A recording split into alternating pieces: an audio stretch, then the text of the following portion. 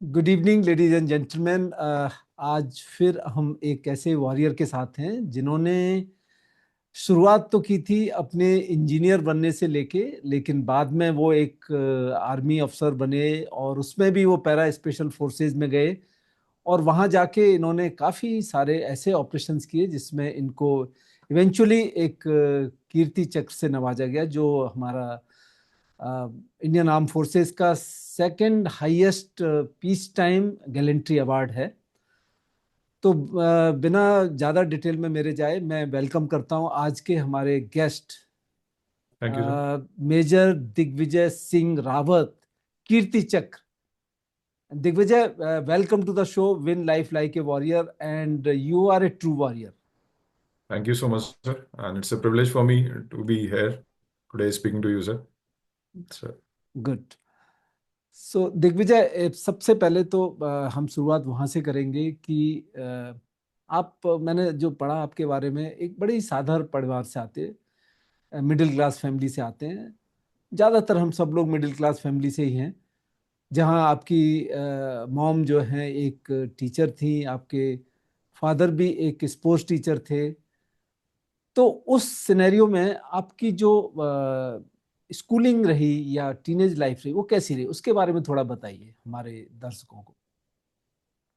Sir basically मैं कालागढ़ करके एक जगह है तो वहीं पैदा हुआ था। और उसके बाद इनिशियली मेरी स्कूलिंग श्रीनगर गढ़वाल में ही हुई है। तो वहाँ पे एक स्कूल था सेंट थेरेसास कॉन्वेंट स्कूल, वहाँ तक मेरी 10वीं की पढ़ाई हुई थी। और 11th 12th मैंने अपना केवी एसएसबी श्रीनगर से किया था। सो मम्मी वहीं पे एक स्कूल था, सुमाड़ी करके एक गांव है, तो वहाँ पे गवर्नमेंट स्कूल में टीचर थी इंग्लिश की। तो मम्मी तो खैर वीकेंड में आती थी, मतलब मंडे को चली जाती थी, मंडे मॉर्निंग को चली जाती थी और सैटरडे इवनिंग को। तो वो वहीं स्कूल के पास ही दो तीन टीचर्स थे, वो लोग एक साथ वहाँ रूम लेके रहते थे। एंड पापा साथ में रहते थे, पापा और पापा के छोटे भाई, तो वो चाचा जी हमारे वो साथ में रहते थे। तो मोस्टली हमारा जो भी टाइम कटा है वो ज़्यादा फादर के साथ कटा है, लाइक आई वुड से till my 9th standard. So he was the one जो हमारे लिए मॉर्निंग में ब्रेकफास्ट, स्कूल के लिए टिफिन तैयार करना, और उसके बाद स्कूल से तो हम खैर जाना आना हमारा खुद से हो जाता था। हमारा स्कूल ऑलमोस्ट अपने हमारे घर से 4 किलोमीटर्स था पैदल। तो हम लोग अपना उसमें जाते थे अपना दोस्तों के साथ आराम से घूमते घूमते। तो it was a good time sir, if I still remember going to school and coming back. हमारे लिए तो एक काइंड ऑफ इंटरेस्टिंग होता था वो जर्नी, हर दिन इतनी दूर से स्कूल जाना आना। वी यूज्ड टू एंजॉय वो स्कूल जाने आना वाला पार्ट ज़्यादा, बजाय स्कूल में रहने वाला पार्ट से। तो ये sir, that that was one of the best part of my school days if I can remember. So correct. Yes sir. But school की कुछ ऐसी शैतानियां, कुछ बंकिंग और कुछ, like I believe you had a sister also, आपकी एक छोटी हाँ या जी बड़ी सर, बहन छोटी थी जो। बहन है सर। तो वो हाँ जी सर। सिबलिंग राइवलरी, क्योंकि मदर तो होती नहीं थी, फादर होते हाँ थे, जी। तो कुछ उस बचपन की यादें जरूर होंगी। हाँ जी सर, वही होता था कि जैसे मैं आपको बताया कि mother use to come on Saturday, तो हम दोनों बस एक पूरी लिस्ट बना के रखते थे एक दूसरे की शैतानियों की, या जो भी इधर उधर जो भी किया है, ताकि सैटरडे को जिस भी दिन मम्मी आती थी तो सो डैड उस दिन जाके सब शिकायत शुरू करना एक दूसरे की, है ना, मम्मी को पूरा वो बर्डन कर देना कि इसने ऐसा नहीं किया, इसने वैसा किया। And these all things were normally part of our daily life there. तो एंड स्कूल में तो सर इतना, आई वुड से सेंट थेरेसेस में इतना बंका नहीं हो पाता था। सो इतना सर, कॉन्वेंट में तो इतना हम लोग बंका नहीं मार पाए स्कूल। बट जब लेटर 11th 12th में हम लोग केवी में आए थे, तो वहाँ से काफ़ी हम लोग कोशिश करते थे, जाते थे इधर उधर घूमने के लिए। There use to be a waterfall very near by our school. तो वहाँ जाते थे, दो एक दो पीरियड वहाँ पे होके फिर वापस आते थे बाय द टाइम, क्योंकि अटेंडेंस होती थी स्कूल जाने से पहले भी। तो थोड़े बहुत शैतानियाँ थी सर, बट आई वुड से फोकस रिमेन्ड कि हाँ कुछ करना है स्कूल के बाद, या मतलब that time NDA and TS was the thing की which I was looking for, कि I have to join later a part of in my life, but not at the cost of studies I would say. थोड़ा बहुत ठीक है sir, but we have to make a balance. वो जो list आपकी complaint की होती थी मम्मी को, उसमें से कुछ याद है, कुछ ऐसी? सर आई वुड से छोटी मोटी चीजें होती थी सर, बहुत। मतलब अगर अभी देखा जाए तो ज़्यादातर मैं अगर याद करूँ सर तो कुछ तो कि पढ़ाई नहीं कर रहा है दूसरा, या मैं सो गया पहले। लाइक हम लोग फादर के साथ ही used to take us for tennis. तो हम लोग जब भी खेल के आते थे तो पापा एक सत्तू होता है हमारे यहाँ सर, तो वो सत्तू पिलाते थे, है ना। तो वो काफी हैवी होता था, मतलब according to our age it use to be very heavy. तो एक बार आपने वो एक ग्लास पी लिया तो उसके बाद आपको नींद आती थी बहुत तगड़ी वाली। तो बस वही रजिस्टर में मेंटेन करते थे कि ये इस दिन आई थी, इसने पढ़ाई नहीं करी, सो गई थी। या मैं कभी ऐसे झपकी आ गई तो ये पढ़ाई नहीं करता, ये सो गया था। तो हमारी ज्यादातर मतलब कंप्लेन्स यही रहती थी कि इसने बुक नहीं खोला, इसने होमवर्क नहीं किया, या स्कूल की कुछ कि स्कूल में ये क्लास के बाहर खड़ा था। जैसे मैं कई बार पनिशमेंट में बाहर, तो अगर वो उसकी एक्चुअली में से एक क्लास छोटी थी तो हमारी क्लास अगल बगल में होती थी। तो ऐसी चीजें याद रहती थी, और बस इसी इन्हीं चीजों पे लड़ाई होती रहती थी सर। मम्मी का क्या रिएक्शन होता था फिर? बस मम्मी को पता है, बस बैलेंस बनाना है मम्मी को भी कि हाँ चलो ठीक है, यू डोंट डू दिस, तुम ऐसा मत करो, तुम वो मत करो। ओवरऑल तो क्योंकि उनके पास भी वो 2 दिन ही होते थे, सैटरडे संडे हमारे साथ स्पेंड करने के लिए। Saturday late evening she use to come from there and तो बस एक दिन में रिपोर्ट कार्ड दिखाना, पढ़ाई, मम्मी का ज़्यादा कंसर्न पढ़ाई ही होता था कि क्या क्या किया, क्या नहीं किया, कैसे कर रहे हो, क्या नहीं कर रहे हो। तो डेट वाज आई थिंक उसी में डल जाते थे। और पीटीएम में कौन जाता था? पीटीएम में सर पापा जाते थे।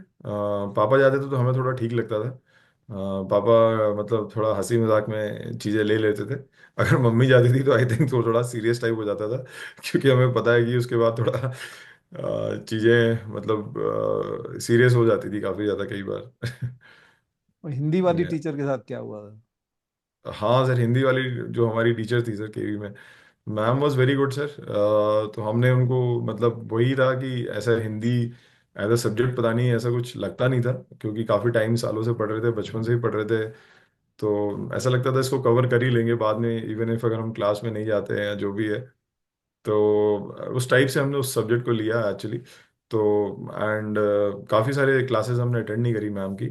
तो वो सबसे ज़्यादा पीटीएम में जो अगर उन्होंने कभी बोला है तो that was my Hindi teacher I think, जिन्होंने काफ़ी मम्मी को सुनाया था कि आधे टाइम में रहता नहीं है, गायब है। बाद में पता चला कि ये इसने हिंदी भी ले रखी है एज अ सब्जेक्ट, इतना एक क्लास में नहीं आ रहा है। तो वो सब चीज़ें थी डांट सर। वांट पड़ी फिर उसके बाद? हाँ सर, ऑब्वियसली सर ये तो पढ़ना ही था सर, होना ही था। ऐसे ही कोई इंसिडेंट स्कूल टाइम की जो तुम्हें अभी भी ऐसा लगता है कि यार लाइफ की अभी भी वो एजुकेशन है? आई वुड से सर ऐसी कोई चीज आई वुड से मैं बोलूँगा सर कि there are were lot of teachers जो अपना एग्जाम्पल देते थे कि हाउ, अगर आप देखिए teaching as a profession, I think हमारे यहाँ लोग पहले कॉम्पिटिशन कॉम्पिटिटिव एग्जाम्स की तैयारी करते हैं, फिर कहीं ना कहीं जाने की कोशिश करते हैं, फिर एज अ लास्ट प्रोफेशन ही लोग, शायद कई लोग हमारे यहाँ टीचिंग में आते थे। तो आउट ऑफ देयर एक्सपीरियंसेस काफ़ी सारे टीचर्स थे हमारे जो बहुत ही अच्छे थे, जिन्होंने काफ़ी सारे एग्जाम्स दिए थे, कॉम्पिटिटिव एग्जाम्स दिए थे। तो वो हमें टाइम टू टाइम गाइड करते रहते थे कि like this is how you should do it, this is how what you should not, क्या किस चीज़ में फोकस करना है, and all those things. And उस टाइम पे शायद हमें वो चीज़ें सबसे ज़्यादा मोटिवेट करती थी कि मतलब जब वो बताते थे कि क्योंकि टीचर लाइक मतलब वो हमें एक रास्ता दिखाते हैं, तो वो लोग हमें बताते थे कि भाई ये पर्टिकुलर सब्जेक्ट्स हैं, ये पर्टिकुलर टॉपिक्स हैं, इस पे फोकस करो। बार बार बीच में एग्जाम्स का नाम लेते थे, जैसे एनडीए, या तुम एनडीए में जाके like you will become an officer, या इफ़ यू गो यूपीएससी की तैयारी करोगे तो you will become district magistrate और आईएएस आईपीएस। तो वो बीच बीच में जो ऐसी टाइप का मोटिवेशन मिलता था उस टाइम पे, I think that was good enough. And they were very hard working, all our teachers I would say, जितने भी हमें टीचर्स मिली थी, everybody was very hard working. तो मेहनत करते थे टीचर्स भी, हम लोग भी रेसिप्रोकेट कर पाते थे कभी कभी, what ever but later part of life if you understand that was the most important part, कि थोड़ा बहुत जो भी दिन का टाइम है स्कूल में फोकस करा, और आई think that makes a difference in anybody's life, अगर जो भी हम ध्यान से पढ़ रहे हैं या सुन रहे हैं लोगों को। Correct, correct. यस। तो दिग्विजय, आप बाद में शायद आप बनना तो इंजीनियर चाहते थे, लेकिन आप बन गए फाइनली फौजी। तो ये हाँ जी। इंस्पिरेशन कहाँ से बीच में आई कि इंजीनियर से डायरेक्ट यू बिकम ए फौजी? सर, मैंने 10+2 के बाद बेसिकली टीएस का एग्ज़ाम दिया था, टीएस एंट्री का। सो उसमें मेरा 12th में जो परसेंटेज था, इट वाज अबव 80। सो उस टाइम पे हमारे टाइम पे कट ऑफ होती थी सर। कट ऑफ के बेसिस पे they use to be we use to call be called, हम लोग को एसएसबी के लिए बुलाया जाता था। तो after that thing I went for my SSB, and I thought personally, I thought, क्योंकि हमारे उस टाइम पे सर 2005-7 पे उत्तराखंड में मैं बोलूँगा कि बहुत ज़्यादा क्रेज था इंजीनियरिंग का। Like there lot of engineering, काफ़ी सारे इंजीनियरिंग कॉलेज खुल रहे थे वहाँ पे, ग्राफिक एरा, डीआईटी। तो हर किसी को, मेरे ख्याल से हमारे स्कूल में 90% लोग इंजीनियरिंग ले ही गए हैं। हार्डली एक या दो थे जो मेडिकल में गए, और फिर उसके अलावा जो थोड़ा बहुत ग्रेजुएशन करे थे। But that time it was a trend, but then again coming back from middle class family, तो उस अमाउंट का पैसा देना, लाइक 20-25 लाख, 30 lakhs, और उसके बाद भी करियर का you are not very sure कि you will be able to make that kind of thing. तो मेरे लिए तो मैंने तो डिसाइड किया था कि I will not go for any private institution. अगर मेरा गवर्नमेंट में कहीं, अगर if I am able to make place for myself, I will do it, otherwise I will go for my graduation. तो simultaneously after 12th sir I enrolled for my, मैंने BSc के लिए enrol कर लिया था okay. कि उस साल में मैं तैयारी करूंगा। अगर इनफैक्ट अगर इंजीनियरिंग नहीं होता तो मैं लेटर ऑन जी मैट और कैट की तैयारी करके I will go to any IIM और other colleges. But luckily I got this option of TS, जहाँ पे मुझे पता था कि where that is a place where I always wanted to be in army, and साथ में they are making you do engineering also. So it was a, I personally thought it is a better option than NDA, जिसमें you just do a normal BA or BSc in arts. So that is where I chose कि मुझे TS में जाना है, and I think this is the one of the most upcoming entries I would say that time, और अभी भी whatever it is I can see sir they are doing very well in respective arms and all. So वहाँ से मैंने फिर ये TS का सोचा सर। तो I joined as a TS officer, and when I got commission in 2013, वहाँ से एकेडमी में they were my instructors, Colonel Kunal Rathi, who is from 10 para, Colonel TP Singh, who is from 21 para, my unit only, and there were many more officers, para officers. So I think looking at their, I would say the way they used to carry themselves in academy, और जिस हिसाब से उनका thought process था, या whatever way they used to treat cadets as, and जिस हिसाब से मोटिवेट करते थे, तो मुझे पर्सनली वो लॉट सबसे मोटिवेटेड लगा था। मतलब जो पैरा ऑफिसर्स का होता है, आई वुड से। तो I also imagine since that my academy days कि I have to be, if I have to join army, I have to be a SF officer, like para SF officer, rather than going for engineers or any other technical or infantry. So I think मेरे लिए सबसे बड़ा motivation sir यही सब चीज़ें थी। My DS, then operations, कि ये लोग काफ़ी ऑपरेशंस करते हैं, actively they are involve. If you compare it to other arms services engineers, and if you compare to infantry, these people are the one who are always in the field and in the front line, in between the action and all. So I think those were the things जो जिन्होंने काफी ज्यादा motivate किया sir parachute में जाने के लिए। So yes sir. पहली चीज तो ये कि दिग्विजय, मम्मी पापा खुश थे जब टीएस ज्वाइन किया, आपने आर्मी ज्वाइन किया? Yes sir, definitely sir. I think कोई भी पेरेंट्स अगर उनका बेटा after 12th if he is able to achieve something at his own, मतलब खुद से कुछ कर पाता है, या कुछ ऐसे स्टेबल प्रोफेशन या कुछ उसमें चले जाता है, जो हमारे यहाँ सर गढ़वाल में काफ़ी ज़्यादा like I would say respected profession है आर्मी के यस। लिए। मतलब like people are very since childhood days, and उसके बाद भी in our society, like it is one profession everybody want to go. So I think I got an opportunity and I made it. So definitely they were very proud of it when I joined. Like एक बच्चे की एक चिंता होती है sir हर किसी या parents को, तो वो एक उस स्टेज में खत्म होना ये बहुत बड़ी बात है। करेक्ट। रादर देन वो 7-8 साल तक वो आपके टेंशन परेशान रहे, graduation, PG and job then शादी। तो आई थिंक पेरेंट्स के लिए अगर सबसे बड़ा गिफ्ट हम दे सकते हैं तो यही है कि after 12th we are able to make space for our own and make them proud by saying कि ओके, आपने इतना अच्छा किया, इतनी मेहनत करी हमारे लिए, now it is our time to prove ourself. तो I think that is one good part of it. Which SSB you went to? I went to sir Allahabad sir, 14 SSB in Allahabad, वहाँ पे गया था सर। तो ये sir. So when you look back, Digvijay, now, what is sir one that important quality you think that made you crack the SSB? Sir I think SSB में सभी equally prepared होके आते हैं सर। एंड ज़्यादातर लोग मतलब जो मुझे लगा सर इनसिक्योर होते हैं दूसरे आदमी से, जो आसपास वाला काफ़ी कुछ बोल रहा है या काफ़ी कुछ और मेरा वो एटीट्यूड सर पहले भी नहीं था ना अभी है। मैं ज़्यादा आसपास के बारे में सोचता नहीं हूँ सर। मेरा बस ये था कि I have to go there, I have to perform, I have to give my best. और जो भी तैयारी करी है sir I will give it my 100%, जितना भी दे सकता हूँ। एंड उफ होगा sir, if I am giving my best and I am doing my best, तो I think I will make it. So मैं वहाँ उसी सोच से गया था आई थिंक सर कि I have to make it and not be bothered about whatever is going around. वहाँ पे काफ़ी सारे ग्रुप्स बन जाते हैं, लोग बोलना शुरू कर देते हैं कि ऐसा करो वैसा करो, इसकी सुनना मेरी सुनना ये करना।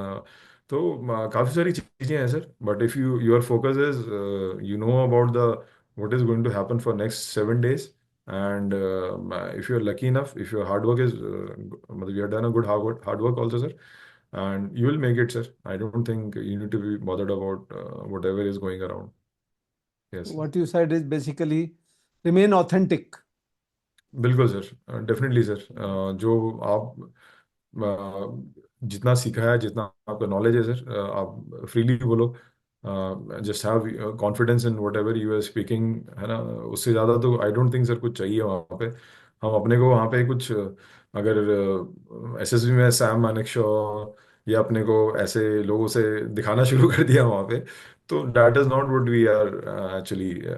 NDA and those academies are there to groom you, to make you some what around those people, but you cannot just start behaving or in some different manner which you actually are not. So that is what it is sir. बिल्कुल सही बोला दिग्विजय आपने, ये कि कुछ लोग इस impression से जाते हैं कि वहां पहुंच गए तो वो they start behaving like a अफसर की Yes sir, तरह, I've seen imitating like that, है ना। yes और I've वो, seen lot of people doing that. हाँ, वो उल्टा पड़ जाता है। आई हाँ रिमेम्बर जी। जब मैं गया था तो मुझे यही बोला था कि साहब, आप नॉर्मल तरीके से जाइए, आप समझिए कि आप एक टॉर्च का खोखा है, सेल तो वो एकेडमी डाल देंगे आप में, तो आपको तो बिल्कुल सिर्फ ये सर। देखना कि आप बनने लायक हो कि नहीं, ये नहीं कि आप ओके बन नहीं, गए बिल्कुल पहले सर। से। हाँ जी सर। तो वो ओवर कॉन्फिडेंस भी काफ़ी लोगों को आई थिंक डुबा देता है सर, अगर मैं देखूं तो मतलब ठीक है sir, it is all personal choices and opinions है। बट आई वुड से कि if you go just you have to, आपको अपनी वर्थ शो करनी है, नॉट दैट कि you are already an officer, और you have to be in that mind set and frame कि हाँ you can be moulded and Yes. you can be one day one of the like good military leaders or officers, what they are looking for. Yes. सो दिग्विजय, एक तो ये TES entry होगी जिसमें आप गए थे, और एक टीजीसी एंट्री भी होती है, technical graduate Yes sir. Course. Sir. तो हमारे व्यूअर्स को जरा बताइए कि इन दोनों में क्या अंतर है, और मतलब विजय विद टीईएस एंड टीजीसी क्या क्या Yes. करना चाहिए? सर आई वुड से कि I first start with TGC entry. या टीजीसी एंट्री में जनरली जो लोग इंजीनियरिंग करके आते हैं, लाइक डिफरेंट डिफरेंट फील्ड्स के, like civil engineers, mechanical engineers, aerospace engineers, जो मैंने देखे हैं अपनी सर्विस में, डिफरेंट काइंड ऑफ इंजीनियर और कंप्यूटर साइंस इंजीनियर। तो ये लोग sir they apply for TGC entry, and उसके बाद उसके बेसिस पे इनको एसएसबी में बुलाया जाता है sir, based on their performance and all. So then they are absorb, then they come. हमारे टाइम में जो टीजीसी एंट्री थे वो लोग they used to come to IMA directly for their 1 year of basic military training. So उनका जो training होता था, मिलिट्री ट्रेनिंग, वो 1 साल का होता था, and from that part they use to be commission in the technical arms and infantry also if there are few seats available in their lot. तो maximum generally they use to go to technical arms only, engineers, EME and signals. So most of the officers of TEC which we saw, they went to the technical arms. There were few, I would say, I think 10%, 5% जो हमारे time में who went to other arms. Like if you can talk about, they have gone to SF also, ParaSF also, they have gone to infantry units also. But TES में क्या होता है sir, 10+2 TES is like आप 12th के बाद आते हैं.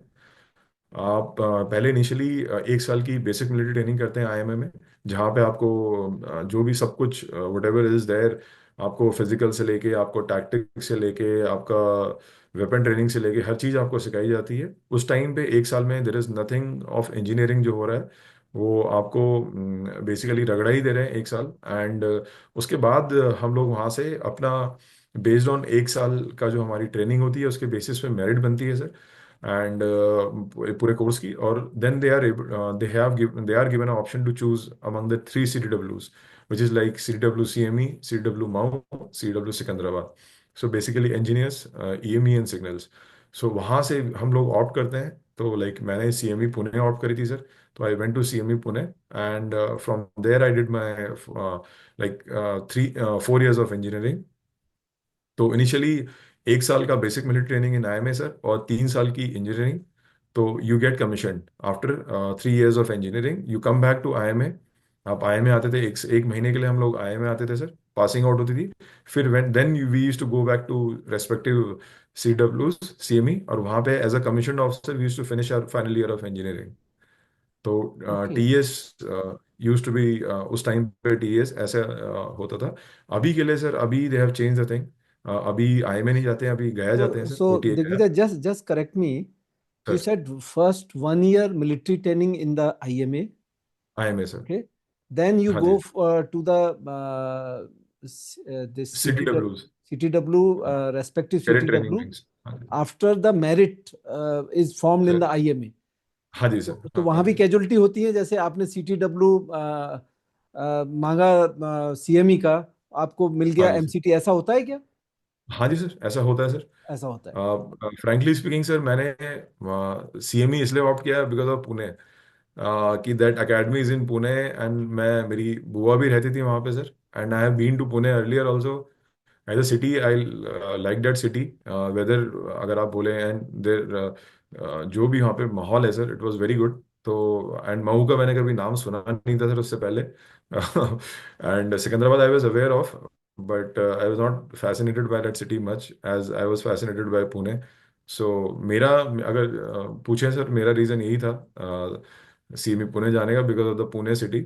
Weather is good, training में आई थॉट कि it will be good weather So, to so, train in. so that means nothing to do with the whether you like communication or whether you like a construction हाँ जी sir, हाँ जी sir. or the ऐसा कोई उस time पे कभी सोचा नहीं था सर कि कम्युनिकेशन, सिविल इंजीनियरिंग, और बेसिकली मैंने इतना नहीं सोचा था सर कि कौन सी इंजीनियरिंग करनी. बट आई थॉट अबाउट कि is a city to, good city to be. अगर रगड़ा मिलना ही है तो सर अच्छे वेदर में रगड़ा मिले तो बेटर है as compare to any So other city you जहाँ said पे. that 3 years was in the Pune after 1 year in the IMA, हाँ जी sir. and then you come back again to the IMA for 1 month.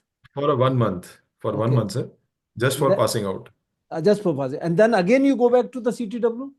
Again go back to the CW for 1 year सर. 1 year. So that जो अपना इंजीनियरिंग, that complete 4 years. 4 years of engineering sir. हाँ जी Okay. Sir. Okay. And so जी what is sir. that last 1 year? Sir at last 1 year, since we get commission, हमें commission मिल जाता है सर. तो we are shifted to different like officer blocks. तो वहाँ पे एक यंग ऑफिसर्स ब्लॉक होता है, तो we go there, we stay there as a course. And वहाँ पे हम अपना वो एक लास्ट ईयर की जो इंजीनियरिंग होती है, generally last year engineering like other engineers, like जैसे प्रोजेक्ट्स होते हैं sir, more of the field thing. तो हम लोगों ने एक डैम का इंटरसेक्शन प्लान किया था. We to go to Satara and all other places near by. तो it is more of a practical thing जो Okay. लास्ट ईयर होता है sir.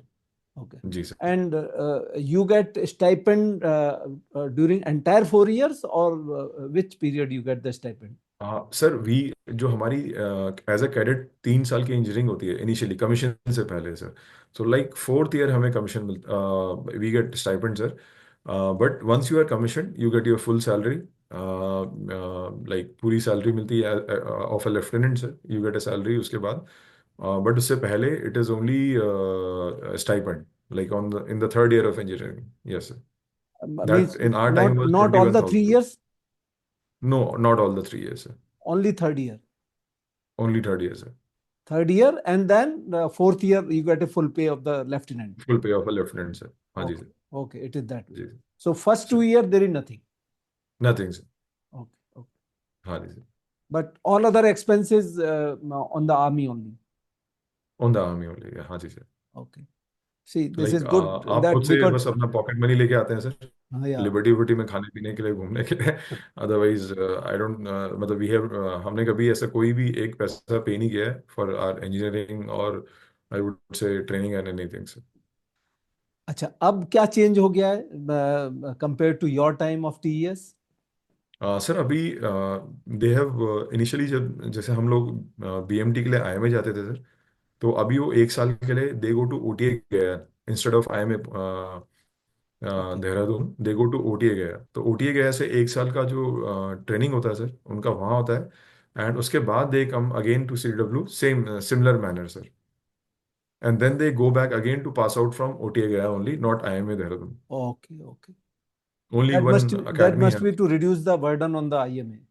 IMA, I think sir, that Hmm. Was the main reason I think sir. Okay. So when you joined CME, sir engineering में जैसे like viewers, let me tell you one thing. He TES in front of you. I am a TGC 63. So here you get both the knowledge of what TES is or what TGC is there. तो दिग्विजय, एक चीज आती है कि जब 4 साल आप वहां एज ए स्टूडेंट गुजारते हो, हैं, तो बहुत सर, सारी एक्टिविटीज होती होंगी, स्पोर्ट्स की एक्टिविटीज भी होती होंगी और कुछ यस ऐसे इंसिडेंट्स और एक्सीडेंट्स भी होते होंगे। कुछ बताइए ना अपने वहाँ के सीएमई के बारे में। सर, जब हम लोग सीएमई में थे, सीएमई जैसे मैंने बोला सर कि मैं पुणे की वजह से गया था, तो बीइंग पुणे वहाँ काफ़ी सारे इवेंट्स भी होते थे सर। आई वुड से outside of academy and inside of academy also. जैसे एकेडमी में क्रॉस कंट्री होती थी सर, हॉकी होता था, वॉलीबॉल होता था, फुटबॉल होता था, सारे मैच गेम्स होते थे इंटर प्लेटून। एंड उसके बाद जो पुणे में जितने सारे कॉलेजेस थे सर, लाइक इंजीनियरिंग कॉलेजेस थे एंड नॉर्मल कॉलेजेस थे, तो वहाँ भी काफ़ी सारे कॉलेज फेस्ट होते थे, काफ़ी सारे कॉम्पिटिशन्स होते थे, debate, tennis, basketball, hockey, lot of. तो throughout the year sir, अगर अब हमारी जैसे 6-6 महीने की ट्रेनिंग होती थी, 6-6 महीने का फेज होता था, तो इट यूज टू बी, पता नहीं चलता था टाइम का कि 6 महीने कब चले गए। क्योंकि आज आप क्रॉस कंट्री दौड़ रहे हैं, आज आप कंपटीशन की तैयारी कर रहे हैं, नेक्स्ट डे आप किसी फेस्ट में जा रहे हैं, कभी रगड़ा खा रहे हैं, कभी ट्रेनिंग चल रही है, क्लास चल रही है। तो ट्रेनिंग का सर बेस्ट पार्ट यही होता था कि आपको कोई सोचने का टाइम नहीं मिलता था कि दर्द हो रहा है, नहीं हो रहा है, नींद आ रही नहीं आ रही है। तो वो बिल्कुल ऑटो मोड होता था, मतलब आदमी बस चल रहा है, उसका मोटिवेशन काम नीचे ऊपर नीचे हो रहा है, बट वो ऑटो मोड में चल रहा है सर। वो मशीन कभी पता नहीं कितने सालों पहले शुरू हुई थी और आज तक कभी बंद नहीं हुई है सर। लोग छोड़ के चले जाते हैं, कोई मेडिकली अनफिट हो जाता है, कोई कुछ हो जाता है, but that thing will keep on going. वो ऑटो मोड है sir, you can not escape it also, you have to get grinded there, there is no way out of it also. And आप उसमें आपका choice है sir, आप कितने अच्छे से चीज़ें सीखते हैं, कितने अच्छे से आप उसको इम्प्लीमेंट करते हैं। तो उनका काम, ड्रिल उस्ताद इंस्ट्रक्टर्स का काम है ट्रेनिंग देना, रगड़ा देना। तो बस खुशी खुशी अगर उसको आपने कर लिया, सह लिया, तो I think you will be happy. Yes sir. आपने स्पोर्ट्स की बात की। What was your favourite sport and what is the importance of sports in army? Sir I think जो स्पोर्ट्स फील्ड पर्टिकुलरली होता है सर, जहाँ पे भी हम लोग गेम खेलते हैं, like be it hockey, be it basketball, be it any team game, be it individual games. So what actually games are, games are reflection of individual, how he performs, supposedly team है कोई 6 पॉइंट 10 पॉइंट नीचे है ना, if somebody is mentally strong, if somebody is a team player, if somebody is like a motivated soul, वो पूरी team को motivate करके वो स्कोर को बराबर करके बल्कि वो जीत भी सकता है। तो and there were times, and जैसे हमारी टीम कभी 3-0 डाउन है तो we were still fighting till end, जीत रहे हैं मतलब आखिरी तक, मतलब we are giving our full 100%।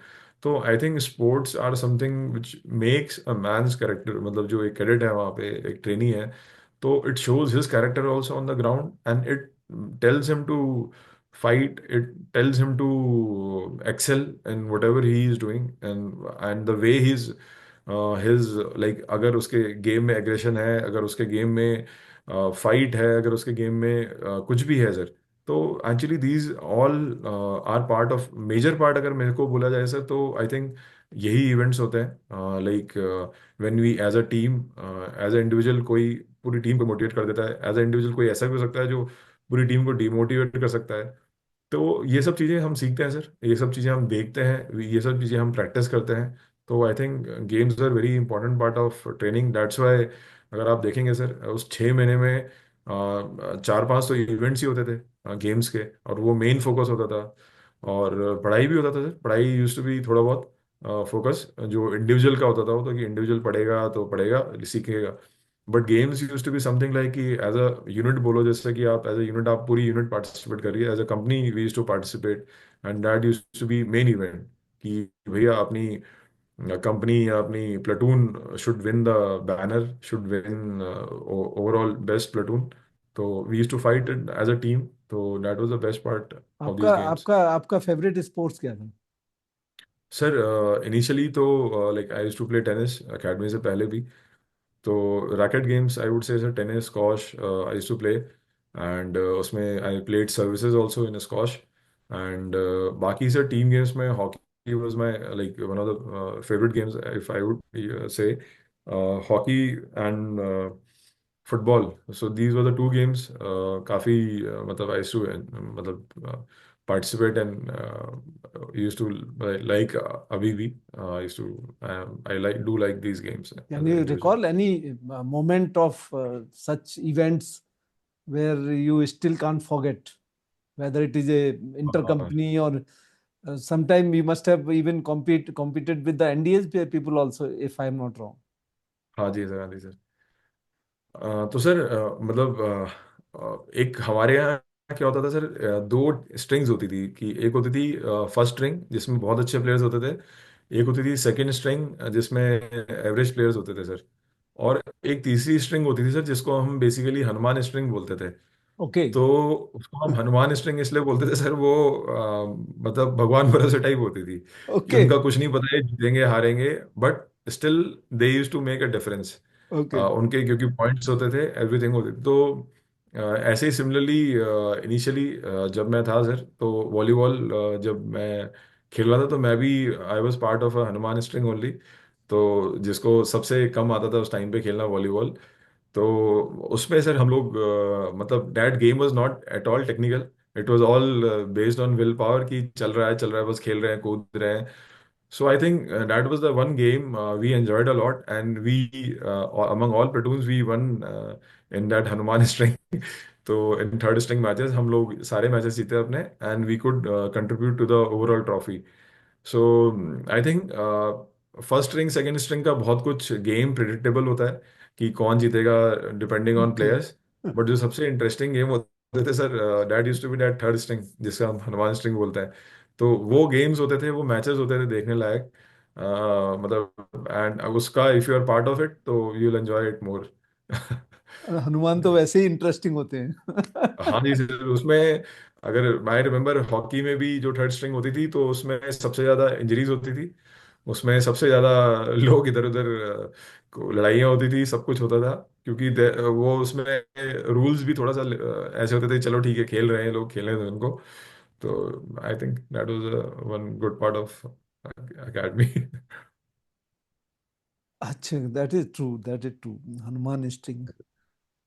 ये बताओ अभी दिग्विजय कि आपने टेक्निकल सर एंट्री में ज्वाइन किया और सर आप कमीशन हुए as a civil engineer, sir engineer regiment में हैं, सर और उसके बाद में सडनली आप बुलेट चेंज करने पहुंच गए। ये ट्रांजिशन सर कैसे हुआ, मतलब कैसे पहले इंजीनियर रेजिमेंट पे पहुंचे और वहां से कहाँ ये चेंज ओवर दिमाग में आया और आपने मैनेज किया? सर एसएफ में तो पहले से ही जाना था जब कमीशन हुए थे। But being from a TS entry, being from a technical background, हमारे पास हमें तो लाइक डी क्लासिफिकेशन में ही बोल दिया था कि तुम्हारे पास कोई ऑप्शन नहीं है, you are all going to engineers. तो ठीक है sir, that was destiny for us. तो बट स्टिल दिमाग में तो हमेशा वही था कि पैरा में जाना है, एसएफ में जाना है। तो वंस वी वेंट बैक, अपना यूनिट्स में गए थे सर। तो फिर वहाँ पे हम लोगों ने, बिकॉज कौन सी सर यूनिट थी? बीच में मैं 237 engineer regiment sir, okay. Bengal sappers. Okay. So I wrote a letter to CO DO, एक लिखा था मैंने सीओ को कि sir I want to out for SF ऐसे करके। तो इमीडिएटली अगले दिन ट्वाइसी का कॉल आ गया था कि how dare you write this letter and who are you to decide and all those things. काफ़ी सारा मतलब वहाँ से डबल स्पीड में एक रॉकेट आया था सर कि ये सब चीज़ें दिमाग से निकाल दो, ये फितूर, you have been commission into 237, तो तुम यहीं आओगे and all those things. And opting parasaf is also itself a struggle, sir. If you see as an officer जो other arms में कमीशन होते हैं, कई COs they are very good, they generally भेज देते हैं इजीली, बट कई COs they don't, because since deficiency रहती है सर ऑफिसर्स की हर यूनिट में, सो नो बडी कई सीओ वांट। नहीं, what I have interviewed is majority of the COs हाँ जी दे सर, डोंट हाँ जी sir, permit. They don't permit. तो फिर मैं सर बीच में सेंटर में था एडवेंचर कप के लिए, आर्मी एडवेंचर कप के लिए। तो I was representing BG before joining my unit 237 engineers. अच्छा। तो उस टाइम पे सर एडवेंचर कप हुआ था, तो I was the part of the BG centre group team. तो we won army adventure cup, जिसमें नहीं, राफ्टिंग, सो साइकिलिंग। दिग्विजय, यहाँ एक चीज बताइए, आप यूनिट ज्वाइन ही नहीं कर पाए उससे पहले ही उसमें थे आर्मी एडवेंचर टीम में? हाँ जी सर, जब मैं सेंटर में गया था सर, बीजी सेंटर में ओरिएंटेशन के लिए गए थे जब ओके। कमीशनिंग के बाद, ओके। तो वहाँ पे ट्रायल चल रहे थे सर। तो okay. All officers were made to run in that trials. And I think मुझे पता था सर कि यही एक रास्ता है यहाँ से यूनिट ना जाने का, और गोइंग टू एसएफ, कि थोड़ा यहाँ पे अच्छा परफॉर्म करेंगे। I think perform decently, and I was selected to be part of that adventure cup team representing. उसके बाद सर हमारे कमांड मैचेस में थे, कमांड में वी केम फर्स्ट। एंड उसके बाद आर्मी कप हुआ था, तो आर्मी कप पे भी बीजी सेंटर स्टूड केम फर्स्ट। तो वापस जब आया सर सेंटर में, रुड़की में बीजी सेंटर में, तो कमांडेंट थे उस समय ब्रिगेडियर दिग्विजय सेठिया। सो ही हर किसी से पूछते थे वेरी गुड। एंड सिंस जो भी ट्रेंड होता था, जो भी जीतता था, they used to go to UN with some other engineer unit. So he told me you will go to UN with 65 engineer regiment and ऐसे करके। तो आई सेड कि sir I don't want to go to UN, I want to go to para SF, and if you can sign my form, so please. तो immediately he said okay fine, you send me your volunteer form. And मैंने, अब क्योंकि CO ने तो unit में मना कर दिया था सर, तो मेरे लिए तो यही एक ऑप्शन था, शॉर्ट था सर, कि जाने का और साइन कराने का, since he was my IO that time. तो brigadier Digvijay Sethia he sign my volunteer form. And वो वहाँ से मैंने तुरंत इमीडिएटली सीओ से बात करके, यूनिट में बात करके, इमीडिएटली वो वॉलंटियर फॉर्म भेज दिया सर। और मेरा प्रोबेशन आया, और बाय द टाइम एडवेंचर कब खत्म हुआ, फिर मुझे यूनिट में रिपोर्ट करना था। एंड मैं यूनिट गया तो everybody was angry, everybody obviously. Initially मैंने किसी को बताया नहीं कि मैंने ऑलरेडी वॉलंटियर फॉर्म भर दिया है। एंड बट ऑब्वियसली कॉल तो आना था यूनिट से, यूनिट को, फ्रॉम एमएस की सेंड हिम फॉर प्रोबेशन। तो जिस दिन वो आया सर, तो बट मैं फॉलो कर रहा था, आई वॉज अवेयर कि वो आएगा किसी ना किसी दिन। तो बस इमीडिएटली सर सीईओ मेरा मार्चअप हुआ था बेसिकली, अपना ड्रिल शूज पहने, पी कैप पहनी sir, and I was marched up to CEO's office कि how dare you do this thing, तूने बिना सीईओ को बताए, and you went there, how can you do this, these all things, you haven't informed CEO, you haven't informed your company commander and all. तो मैं as a lieutenant sir बिल्कुल lost look देते हुए कि sir ये था वो था ऐसे करके चला गया सर अपना।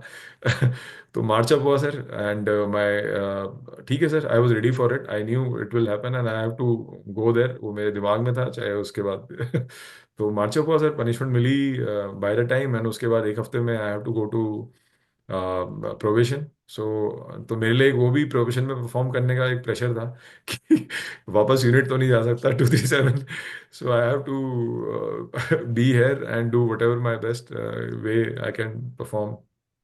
तो that was how I transformed from 237 to 21 para sir.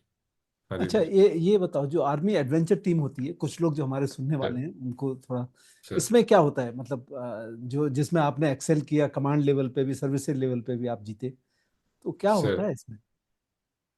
Sir basically इसमें तीन इवेंट्स होते हैं sir. Initially it starts with cycling sir. तो अराउंड 15-16 किलोमीटर की साइकिलिंग होती है, हिल साइकिलिंग होती है sir. It is not a plain, like it's a hill cycling. And then again उसके बाद रनिंग होती है sir. Running is again 13 kilometres and it is again hill running. It is not a plain running. उसके बाद running खत्म होने के बाद you go to a rafting start point and the final event is rafting sir, जो कि around 25 to 30 kilometres होती थी। सो ये तीन इवेंट्स होते हैं सर एंड 6 मेंबर्स इसमें पार्टिसिपेट करते हैं including one officer. So that's how things go. Initially we fight in command. Command में सारी टीम्स आती हैं सर। एक किसी भी कमांड की जितनी भी फॉर्मेशन है उनकी सब हर कोई टीम फीड करता है। वहाँ से एक कमांड में दो टीम सेलेक्ट होती है। Like in our command central UB area we were selected BG and one Dogra regimental center. Then we represented our command in the army cup sir. तो आर्मी कप उस time में अरुणाचल में हुआ था। So we won that army cup also उस time पे। Okay yes okay okay okay. अभी चलते हैं आपके स्पेशल फोर्सेस के प्रोबेशन के बारे में। तो जब to sir. Three engineers regiment कहाँ थी और प्रोबेशन के लिए कहाँ जाना पड़ा? Sir 237 engineer it was in Tezpur sir. Okay and 21 para was in Jorhat sir. Okay but मैं जब इंजीनियर रेजिमेंट में था उसके बाद I was in Tawang sir. I was doing some op works for a unit. तो okay I was in posted that time in Tawang. तो तवांग से मुझे इमिडिएटली जब लेटर आया था तो बुलाया गया था for that March up thing and all. तो वहीं से मैं आया था सर नीचे एंड बस अपना प्रोबेशन के लिए निकला था sir from Tezpur to Jorhat. Yes sir. तो वहाँ के बारे में बताइए कि जब आप प्रोबेशन में पहुंचे, क्योंकि जब नया नया प्रोबेशनरी अफसर आता है तो कुछ कुछ हरकतें ऐसी होती हैं जो हमेशा याद रहती हैं। और हाँ जी आपके सर। केस में तो कोई, आई थिंक, बम्बू मास्टर भी थे जो आपको वो थोड़ा सा बेसिकली कहानी बताइए। हाँ सर वो डैट वाज वन। मतलब बेसिकली हम लोग ट्रेंड होता है सर कि आप मरियानी स्टेशन में उतरेंगे और उसके बाद आपको स्टेशन से पिट्ठू बना के यूनिट तक पिट्ठू के साथ और वेपन के साथ दौड़ते हुए जाना है। तो जो मेरे को रिसीव करने आए थे सर जेसीओ साहब, तो उनका नाम था सूबेदार हरिंदर बम्बू। तो उनका नाम बम्बू साहब था, आप सब उनको बम्बू साहब ही बोलते थे कि कोई सुरेंद्र तो बोलता नहीं था। तो वहीं स्टेशन में शुरू हो गए थे वो लोग कि बम्बू साहब बम्बू साहब। तो मुझे लगा हाँ बम्बू तो मिलना ही है, प्रोबेशन के लिए आए हैं। तो हमारे यहाँ कॉमन टर्मिनोलॉजी होती है रगड़े के लिए कि बम्बू मिलेगा बम्बू मिलेगा। तो मुझे ऐसा लग रहा था कि शायद ये बम्बू उस बम्बू की बात कर रहे हैं कि जो प्रोबेशनर आया है उसको रगड़ना है बम्बू दो, क्योंकि वहीं पे शुरू हो गया था स्टेशन में ही। कपड़े उतारने से पहले ही रोलिंग वोलिंग वो सब शुरू हो गई थी रेलवे स्टेशन में ही। तो वो सब मतलब आपको वहाँ पे एक क्या बोलूँ मैं, आधी चीजें तो आपको वहीं पे क्लियर हो जाती है कि भाई क्या आने वाला है आगे, है ना। जिस तरीके से आपका वहाँ पे वेलकम होता है रेलवे स्टेशन पे, वहीं पे कपड़े चेंज होते हैं, सब कुछ वहीं पे होता है। और आपका probation the moment you get out of a train आपका प्रोबेशन शुरू हो जाता है। उसके बाद से लेके प्रोबेशन खत्म होने तक आप शायद अपनी शक्ल भी ना देख पाए शीशे में या कुछ भी ना। मतलब you are not able to even look back कि क्या आज करना है प्लान। तो सर वही प्रोबेशन सर वही ट्रेन से शुरू हो गया था। ट्रेन से नीचे कदम रखते ही साहब आगे थे लेने एंड 3-4 लोग थे। तो विदाउट वेस्टिंग टाइम उन्होंने जल्दी से अपना मेरे को ड्रेस चेंज करवाया और पिट्ठू पहनाया। पिट्ठू वॉज रेडी, जो अपना बैकपैक था अपना 25 kg का एंड विद अ वेपन। तो आई वॉज एक्सपेक्टिंग दैट, मुझे पता था कि ये सब चीज़ें होंगी। तो थोड़ा सा वहाँ पे रगड़ा वगड़ा देके बॉडी वार्म अप करके and then I started running towards unit. And that was I I think बिल्कुल आफ्टरनून था असम में and it was very like temperature was very, उस टेम्परेचर में शायद मैं कभी दौड़ा भी नहीं था। Like half way through I could feel my, मतलब पाँव जैसे जल रहे हैं नीचे से, लाइक सोल, ऐसा मुझे लगा कि शायद जली गई है, शायद ये कुछ तो हो गया है। सो लाइक उस टाइम पे हर कोई जिसको भी आसपास देख रहे हैं सब छाया में खड़े हैं, कोई मतलब nobody is outside doing such anything physical activity, बस आप ही दिखते हो वहाँ पे। एंड आई थिंक वो भी एक मोटिवेटिंग फैक्टर होता है कि हाँ चलो जब सब आराम कर रहे हैं तुम लगे हो अपना, and that is what I think makes a difference also. So वहाँ से सर बस दौड़ के हम लोग यूनिट पहुंचे थे। और सिंस मैं तवांग में था तो अपना हेयर कट भी नहीं लिया था, तो सबसे पहले आते ही जो पहला काम होता है वो आपके सिर को आपको गंजा कर दिया जाता है इनिशियली। तो I think that was the best part, क्योंकि सही अच्छा भी लगता है सर, वो जब दौड़ते हो तो हवा आती है, थोड़ा अच्छा लगता है सिर पे।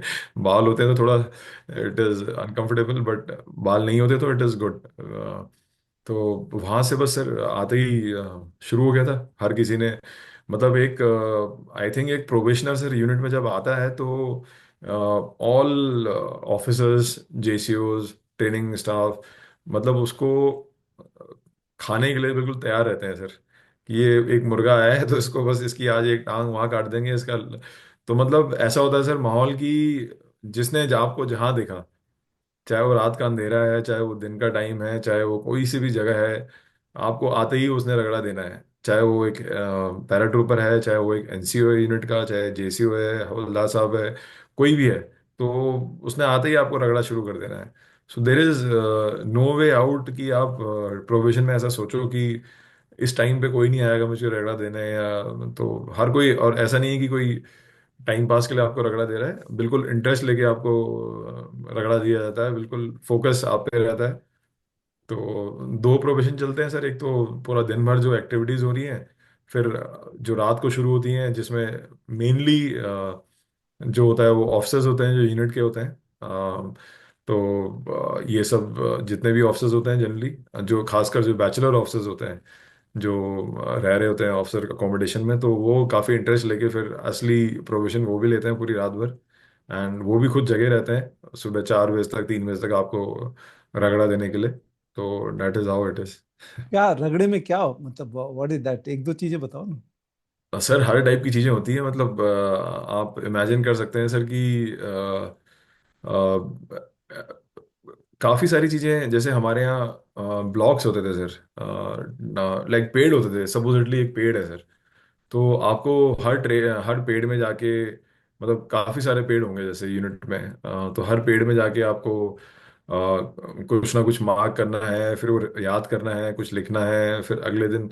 सो एंड फिजिकल भी होता था सर, फिजिकल रगड़ा, मतलब फिजिकल रगड़ा तो मैं बोलूंगा कि वो दिन भर ही होता था, जनरली रात को भी होता था कई बार, बट रात वाला थोड़ा सा मेंटल टाइप होता था, कि इसको मेंटली मतलब इतना परेशान कर देना, या मतलब परेशान इन द सेंस कि ट्रेन करना, आई वुड से कि he is not able to, जैसे एक बेसिक बताऊंगा सर, न्यूज़पेपर होते थे, जितने भी न्यूज़पेपर्स होते थे, तो उसमें जैसे अल्फ़ाबेट्स होते थे सर, सपोजिटली आपने देखा होगा न्यूज़पेपर में हजारों लाखों अल्फ़ाबेट्स होते हैं एक सिंगल वर्ड जो होता है।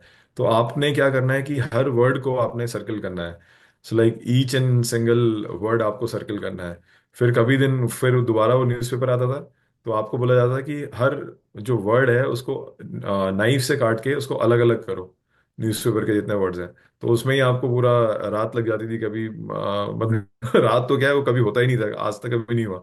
तो आप एक बार शुरू करते थे, बस आपको आधे टाइम नींद आ रही होती थी, आप सो जाते थे, आपका पसीना उसमें टपक जाता था न्यूज़पेपर में। कभी था वो न्यूज़पेपर अगर आपने खराब कर दिया तो उसमें भी रगड़ा है फिर। तो ये काफ़ी सारी चीज़ें थी सर, ये तो जस्ट एन एग्जाम्पल, बट ऐसी चीज़ें बेसिकली मेंटली इतना ऐसे आपको कर देना कि बिल्कुल ही, है ना, देर इज नो ऑप्शन, मतलब कोई टाइम ही नहीं है आपके पास सोने के लिए या सोचने के लिए, बस आपको लगे रहना है, वट एवर आपको टास्क कंप्लीट करके देना है नेक्स्ट मॉर्निंग में। तो these were all part of it. हाँ तो जी sir. Basically making you sleep deprived. हाँ और सर, आई थिंक प्रोबेशन का जो सबसे टफेस्ट पार्ट होता है वो यही होता है सर। आप फिजिकली कितने भी बड़े स्टड हो, कितने भी आप कितने चिनअप मार रहे हो, कितना रनिंग कर रहे हो, बट अगर आपको 2 दिन सोने नहीं जाएगा तो आपका वो स्टेज आ ही जाएगा sir. When you will break, you will, आप ब्रेक हो जाओगे सर। क्योंकि प्रोफेशन में हर दिन ऐसे ही होता है कि प्रोफेशन छोड़ दूंगा आज, प्रोफेशन छोड़ दूंगा आज, कल छोड़ूंगा, चलो एक दिन और देख लेता हूँ, अच्छा शाम को छोड़ दूंगा, दिन में छोड़ दूंगा। तो ऐसे ही प्रोफेशन में तो थ्रू आउट यही चलता रहता है सर। बट आपका आपका कौन सा देन मोमेंट था जहां आपको लगा कि कल छोड़ दूंगा? सर मेरे ख्याल से तो आ ही जाता था सर, कभी ना कभी 3 4 दिन में कहीं ना कहीं कुछ ना कुछ ऐसा होता था कि यार हो गया, अभी हो गया, यही होता था सर। दिमाग में तो रहता था, बट वो कभी मतलब बाकी चीजें उसको सुपरसीड कर जाती थी। जब आप उसी प्रोफेशन में अपने साथ वाले प्रोफेशनल्स को देखते थे, कोई स्माइल कर रहा है, कोई हंस रहा है, कोई कुछ कर रहा है, तो वो टाइम कट जाता था सर, इतना फील नहीं होता था। और कभी कभी होता था सर, जब जो जितने भी लोग प्रोफेशन कर रहे थे उसमें से अगर कोई थोड़ा डिमोटिवेटेड फील हो रहा होता था, तो सब लोग उसको थोड़ा मोटिवेट करके कि हाँ अब कुछ दिन रह गए हैं, चलो हम भी तो कर रहे हैं, करो आप भी करो, चलता रहता है, ये सब चीज़ें हम करते थे। जैसे हमारे प्रोफेशन में भी काफ़ी लोग छोड़ के चले गए थे। तो मेरे से पहले एक ऑफिसर था, उस मेरे साथ एक ऑफिसर था, और उसके बाद भी लोग आए, ऑफिसर्स आए, तो काफ़ी लोग आते हैं चले जाते हैं, आते चले जाते हैं। बट देन आप लगे रहो सर, तो हो जाता है सर ऐसा। आपका मैंने कहीं सुना या पढ़ा था कि आपके दो टास्क ऐसे थे, एक मचान वाला हाँ जी और सर। एक जो मंकी को पालने वाला, ये दोनों टास्क के बारे में जरा हमारे व्यूअर्स को बताओ। सर मंकी पालने वाला एक्चुअली मेरा नहीं था सर, वो I was just giving example of one of my juniors जो किसी अदर यूनिट में था, तो I tell you later part. Sir एक हमारा स्ट्रेस पीरियड होता है लास्ट का, जो ऑलमोस्ट 2 वीक होता है। तो उसको हेल वीक भी बोलते हैं, स्ट्रेस पीरियड बोलते हैं बेसिकली, जहाँ पे और इंटेंसिटी बढ़ जाती है basically with whatever probation you have been going through, वो इंटेंसिटी काफ़ी ज़्यादा बढ़ जाती है। लाइक आपको, मतलब आप कहीं एक जगह बैठते ही नहीं उस टाइम पे, आपको यूनिट से बाहर किसी एक लोकेशन में हाइड आउट में बैठना होता है। Like for 5 days 6 days 7 days आपको एक हाइड आउट बनानी होती है, उस हाइड आउट में रहना होता है। फिर वहाँ टास्क भी करने होते हैं, सर्विलेंस भी होता है, मिशंस भी प्लान करने होते हैं। तो उसी का पार्ट था कि मेरे को एक हाइड आउट, मेरे को मचान दिया था सर एक पेड़ में। तो बोला था कि वहाँ पे एक काफ़ी हाइट में पेड़ था, आई वुड से मे बी 20 मीटर्स हाइट थी उस पेड़ की। तो उस 20 मीटर पे हम लोगों ने जाके मचान बनाया एक बैठने के लिए, बहुत छोटी कितने सी लोग जगह थे? पे। 4 लोग थे हम लोग। तो उस मचान में हमें बैठना था, और वहां से हमें अपने क्वार्टर गार्ड, जो यूनिट का एक क्वार्टर गार्ड था और एक एयरफोर्स स्टेशन था पीछे, तो वहाँ पे कितने फ्लाइट्स आ रही हैं, कितना एक सिविल, बेसिकली एयरपोर्ट भी था वो, मिलिट्री एयरपोर्ट भी था। तो what kind of aircraft is coming, कैसे क्या आ रहा है, what kind of vehicles are going, road से कौन कौन सी गाड़ियां जा रही हैं, स्कूटर बाइक तो दिन रात तो आपको सर्विलेंस करना है 4 लोगों को। और उसका पूरा एक सर्विलेंस लॉग बुक होती थी, वो बनाते थे हम लोग। तो एक इंडिविजुअल भी जा रहा है, कितने इंडिविजुअल जा रहे हैं, जैसे अब दिन भर यूनिट में अगर आप देखिए तो 400 500 लोग होते थे। अब वो 400 500 रोज रोड में जितने बार जा रहे हैं, तो आपको हर बार एंट्री करनी होती थी। तो हम बस ऐसे मार्क करते रहते थे, 1 2 3 4 ऐसे कितने लोग गए, कितने बजे से कितने बजे ले। तो उसके बाद स्पेसिफिक टास्क भी मिलते थे आपको कुछ वहाँ बैठे बैठे, कि अभी इसको ऑब्जर्व करो, अब उसको ऑब्जर्व करो, ऐसे। सो उसको फिर वो लोग मैच भी करते थे, बिकॉज सीसीटीवीज होते थे। तो वो भी चल रहा है, सीसीटीवी सामने लोग जा रहे हैं, ऐसे नहीं हो सकता कि आप उसको गलत बता रहे हैं कि ये गाड़ी नहीं गई, ये इंडिविजुअल इतने बजे इतने कोई नहीं गया, तो ऐसी चीज़ें होती थी सर। एंड तो बंदर वाला तो सर एक मेरा जूनियर था, he was in some other unit.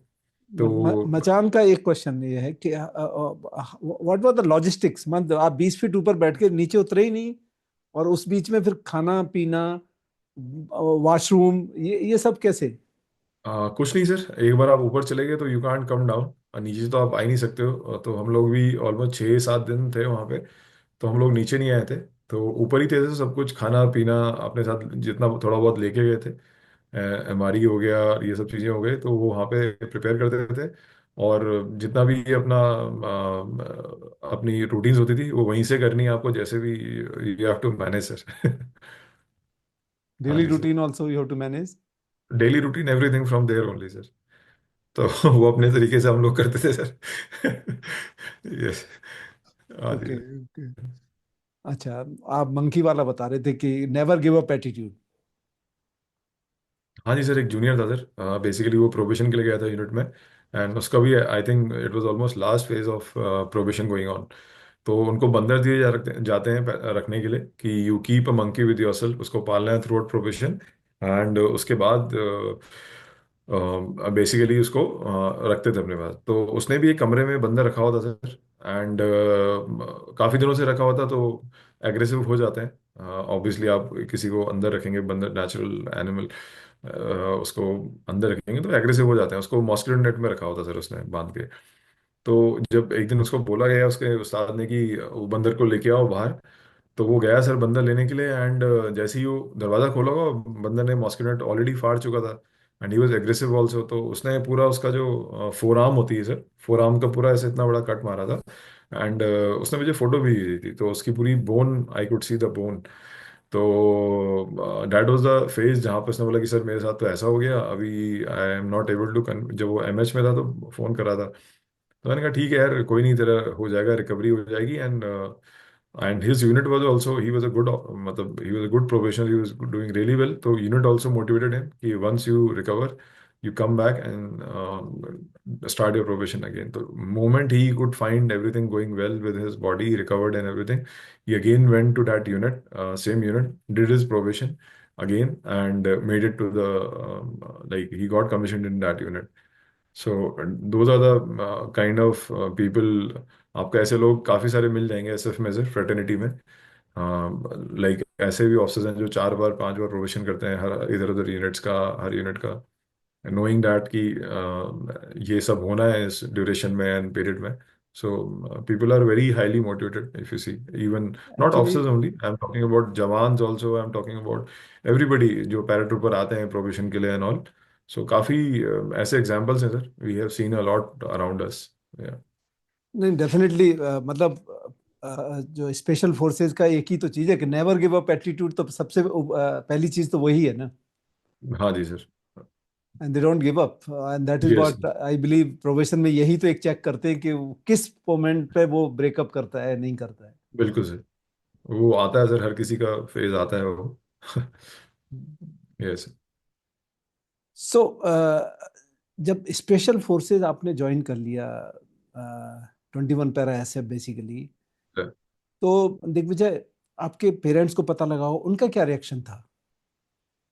Sir उनके लिए तो फौज फौज ही थी, आई वुड से। हाँ, चाहे वो मतलब इंजीनियर्स है, चाहे आई थिंक उनको, हाँ मतलब इंजीनियर्स में थोड़ा उनको पता था कि इसका टेक्निकल काम है, शायद ऑपक्स करेगा, ये करेगा। बट चिंता तो रहती थी हमेशा। But when I went to SF तो थोड़ा सा उनका रिएक्शन हुआ था कि अरे तू ऐसी जगह चला गया, तू अभी मतलब तू क्या पागल है, तू अच्छा खासा उसमें था, एसएफ में था, सॉरी इंजीनियर्स में था, अभी तुझे क्यों फालतू रिस्क लेना है। मतलब लोगों का, हर किसी का ये एटीट्यूड होता है, रिलेटिव्स का, हर किसी का, कि मोंटी तो मतलब क्यों ऐसा क्यों कर रहा है, ये क्यों नहीं कर रहा है, उसमें रहे, वो टेक्निकल आर्म्स अच्छी होती हैं, तुझे एमटेक करने को मिलेगा, तुझे मतलब काफ़ी कुछ सीखने को मिलेगा। तो वो रिएक्शन रहता है सर। बट ठीक है sir, it was my choice and it is what I wanted. तो उनको कन्विंस कर पाया मैं कि ठीक है, बोलता था यहाँ पे भी ऐसे ही होता है, पैरा में भी हम लोग ऐसे ही काम करते हैं जो इंजीनियर्स पे करते हैं। तो ठीक है, डिमोलिशन ये सब चीज़ें, तो उनको कन्विंस करा था sir. And okay. I think थोड़ा बहुत दे गेट वरीड जब इंसिडेंट होते थे, जहाँ भी पोस्टेड रहो, तो वो हर किसी का चिंता होती है, हर किसी पेरेंट्स को। तो it was fine sir, I and I they understand did that cooperate with. कि पेरेंट्स को थोड़ा सा तो लगा ही होगा, जब कि उनको था कि भाई कि इंजीनियर बनने वाला बेटा, ठीक है, आर्मी अफसर है, और suddenly the para special forces which everybody knows कि yes here you are chasing the bullets. हाँ जी सर, वो तो रहता है sir, that is there. But एक और चीज, एक तो पेरेंट्स का रिएक्शन होता है, दूसरा स्पाउस का रिएक्शन होता है। शायद हाँ आपने सर, आई, शादी बाद में की थी, तो अरेंज मैरिज थी और लव मैरिज थी? सर हमारी लव मैरिज ही थी सर। ओके। बट हम प्रोविजन से पहले मतलब शादी हमारी काफ़ी लेट हुई, मतलब हम करेक्ट। मिले प्रोविजन के काफ़ी बाद थे सर। तो मतलब ऑलरेडी जब हम मिले थे तो आई वाज इन एसएफ, तो आई डोंट थिंक कि वो मैटर कर रहा था कि वेदर, मतलब हाँ सर, But काफ़ी। she was well aware कि what is special forces all about. हाँ जी, हाँ जी sir, she was herself in AFMC. तो थोड़ा बहुत आर्मी का थोड़ा काफ़ी नॉलेज होता है एएफएमसी में भी लोगों को आर्मी का। तो उनके भी डॉक्टर्स होते हैं जो पैरा एएमसी वाले होते हैं, they are aware of things. जी sir. Then how did she supported you during when you were in the SF, whatever period you remained in the SF and she was separated? Sir I would say कि हम शादी के बाद से ही almost, जब शादी हुई थी हमारी तो हम 6 साल तक तो एक साथ रहे ही नहीं कभी भी। For next 6 years we were not never together. Like जो भी छुट्टियां होती थी मैक्सिमम एक महीना, या जो मैक्सिमम मुझे छुट्टी मिली थी I think it was 45-50 days, तो we have stayed together in a go. Otherwise life ऐसी थी sir, like she was away. मतलब उससे पहले पेरेंट्स के साथ भी यही था सर। फौज की तो मतलब लाइफ ही है सर, ऐसा कुछ नहीं है कि मतलब something new. But that's how life has been. And जब भी मैं कहीं ऑपरेशंस के लिए जाता था या कभी जेएनके में था कभी यहाँ था, तो कम्युनिकेशन गैप्स होते हैं sir. Like I went to 31 RR जब मेरी शादी हुई थी, तो उस टाइम पे वहाँ पे आर्टिकल 370 के चक्कर में सारे फ़ोन कॉल्स बंद हो गई थी। लाइक नॉर्मल कॉल्स, इंटरनेट तो खैर बंद था ही, नॉर्मल कॉल्स भी बंद हो गई थी। तो it was very tough for us to speak to each other also and know about the whereabouts की क्या चल रहा है। एंड देन हर दिन न्यूज़ में आ रहा है कि आज जेएनके में ऐसा हो गया, बालाकोट भी उस टाइम पे हुआ था, Galwan, and everything was happening around that period sir. तो Hmm. इट वाज वरिंग, मतलब हर किसी के पेरेंट्स के लिए, मेरे लिए क्या, जवानों एंड हर किसी की families were worried about their dear and nears that time. I but we were managing sir. मैं फौजी लाइन से कहीं उसके बैचमेट को कॉल करता था लेह में, and then from Leh she use to call Akshay on like फौजी नंबर, सॉरी अपना व्हाट्सएप में, कि he is fine, he has called me, he is ठीक है अभी। तो काफ़ी सारे मेरे आसपास जो आर्मीज थे वो उसके बैचमेट थे sir, those who are serving in army. तो काफ़ी सारे, मतलब मुझे तो मेडिकल कवर वैसे ही मिल रहा था हर जगह से साथ साथ में। तो that's how we were relaying messages and talking to each other, और पेरेंट्स के साथ भी ऐसे ही था सर। तो इट वाज थोड़ा टफ टाइम होता है हर किसी के लिए, तो इट वाज देयर सर। हाँ जी good, sir. good, good. No, this is a very I must say the uh, interesting part of it. कि how did you manage to communicate to your spouse as well as your parents through RMOs who were जो आपके spouse के batchmate थे? हाँ जी sir. So you know this is what is all army viewers, you must understand कि हाँ special जी forces सिर्फ यही नहीं है कि मैरून बैरे लगा लिया और then you are showing styles, and it's not that. It's a sacrifice. It's a big sacrifice of uh, हाँ सर, वो जो social and टाइम था, cultural life. हाँ सर 370 वाला जो टाइम था जेएनके में, एक्चुअली वो सभी के लिए मुश्किल था। बिकॉज जनरली क्या होता था, इंटरनेट बंद होता था केवल, उससे पहले जेएनके में अगर कोई इंसिडेंट होता था। But that was the time जब नॉर्मल कॉल्स भी बंद हो गई थी। So there was no option for anybody to call. After 6-7 महीने के बाद एक कंसेप्ट आया था वाइट सिम का, कि आप you can talk to people at your homes and all. उसमें भी एक फ़ोन होता था पूरी कंपनी में। तो मैं वही सोचता था, जैसे पहले जो पुराने सोल्जर्स वो बात करते थे कि हम तो ऐसे रहते थे फौज में, हम तो ऐसे रहते थे। तो I think that was the time जब हमने भी रियलाइज किया कि हाँ यार, लाइफ मतलब कैसे थी पहले। बिकॉज हमने तो वही टाइम देखा कि व्हाट्सएप था, ये सब चीज़ें हैं, तुरंत कम्युनिकेट कर लिया पेरेंट्स से, फैमिली से फोटो भेज दी, बात कर लिया, वीडियो कॉल कर लिया। But that was the time जब रियलाइज हुआ कि लोगों ने कैसे कैसे टाइम भी काटे हैं, मतलब जो बोलते हैं लोग, तो this was the period I think everybody would have realized. या अच्छा एक चीज बताओ, ये दिग्विजय, ये आर्मी में वुमेन तो आई गई हैं अभी तो, सर मतलब कई सर्विसेज में जवान्स भी हैं, ऑफिसर्स भी हैं। सर सर स्पेशल फोर्सेज में भी हैं क्या? Is there any induction of special forces में? सर स्पेशल फोर्सेस पर से स्पेशल फोर्सेस यूनिट्स में नहीं है sir. But there are arms, other arms like AMC, AD and ASC ऐसे करके। If you would have seen, काफ़ी सारे ऑफिसर्स हैं। एक जो they are doing very good. एक खत्री मैम है, एक आपने सुना होगा, लेफ्टिनेंट कर्नल, उनके आपने इंटरव्यूज भी देखे होंगे sir. She has done lot of jumps also. And similarly there are officers in AMC also, lady officers in AMC who opt for basically para AMC and para ASC, these arms. So they are serving there sir. तो वो लोग attachment में जाते हैं sir SF units के साथ, generally AMC officers हैं। जैसे मेरे आरएमओ था, वो ही was a para AMC officer. तो he also goes out for operations with us. He also can do active operations, counter CI operations and everything. He can be part of all the operations. Yeah. I know. Like Major Punia has been that kind of officer. Yes, sir. He He was was an from AMC officer. हाँ yeah, ji sir. AMC officer, and he has been 10 para also. He has been, I think, two also. And हाँ जी sir. सो एक चीज और बताइए Digvijay, that sir. अभी women officers are there हैं. Sir. Recently one of the army commander sir. who has been critical of women officers, हाँ जी sir. and at the same time 2 days back our chief of army staff has been very appreciative of the women officers. Sir. Okay. And he has been the chief has been Northern Command Army commander, so that time he has जी. shown his experience that they are doing very exceptionally well. He also हाँ जी. quoted कि आज के दिन में 16 जो women officers हैं वो स्टाफ कॉलेज भी कर रही हैं. हाँ जी सर. तो ही वॉज वेरी अप्रिशिएटिव. और जो दूसरे आर्मी कमांडर थे उन्होंने काफी क्रिटिकल थे और उन्होंने जेंडर न्यूट्रलिटी की बात की थी. हाँ जी सर. आपका क्या हाँ. विचार है कि वुमेन ऑफिसर्स के बारे में Indian army? Sir, I would say कि everybody speaks out of his or her like experiences in army.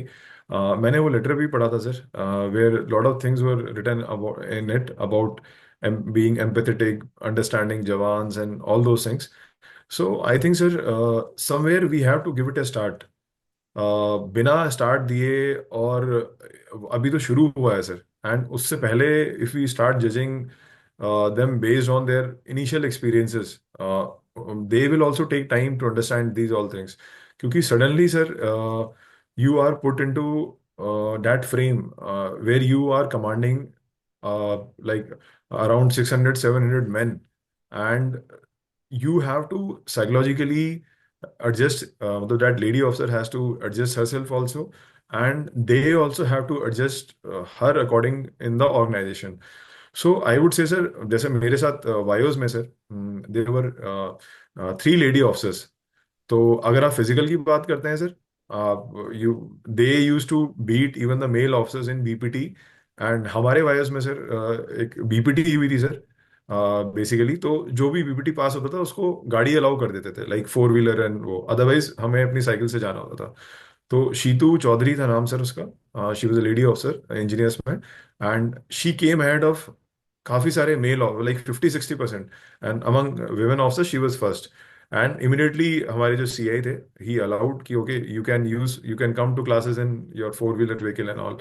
So physically I would say sir कि they are very good at young, जब young stage में sir. It's with mail officers also, जब हम भी sir अपने correct. Lieutenant और captain phase में होते हैं तो everybody is very sharp in their, I would say, physicals and everything. Slowly, there are many male officers also who are not able to correct. even like pass their basic exams sometimes. And क्योंकि it is about exposure and it is about your own individually how you are perfecting that your physicals and how you are doing things. So I think, sir, we should before giving any judgment or before judging anybody, we should give some time for them also to adjust and for them also to prove. Like मैं TS entry था sir, जब TS entry आई थी sir, initially जब बन रही थी sir.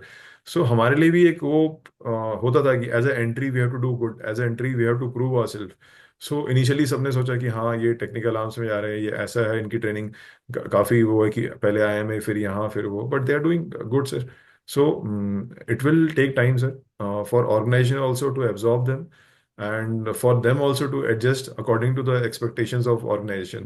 So जो भी क्वालिटी सर जो बोली थी कि अभी ऐसा थोड़ा सा लैकिंग है, आई थिंक वो मेल काउंटर पार्ट्स में भी है sir, in lot of units बोल दीजिए या कहीं भी बोल दीजिए. सो अगर आप जनरली बात करें तो it is everywhere. It is not restricted only to women commanding officers. It is also there among the commanding officers who are men also.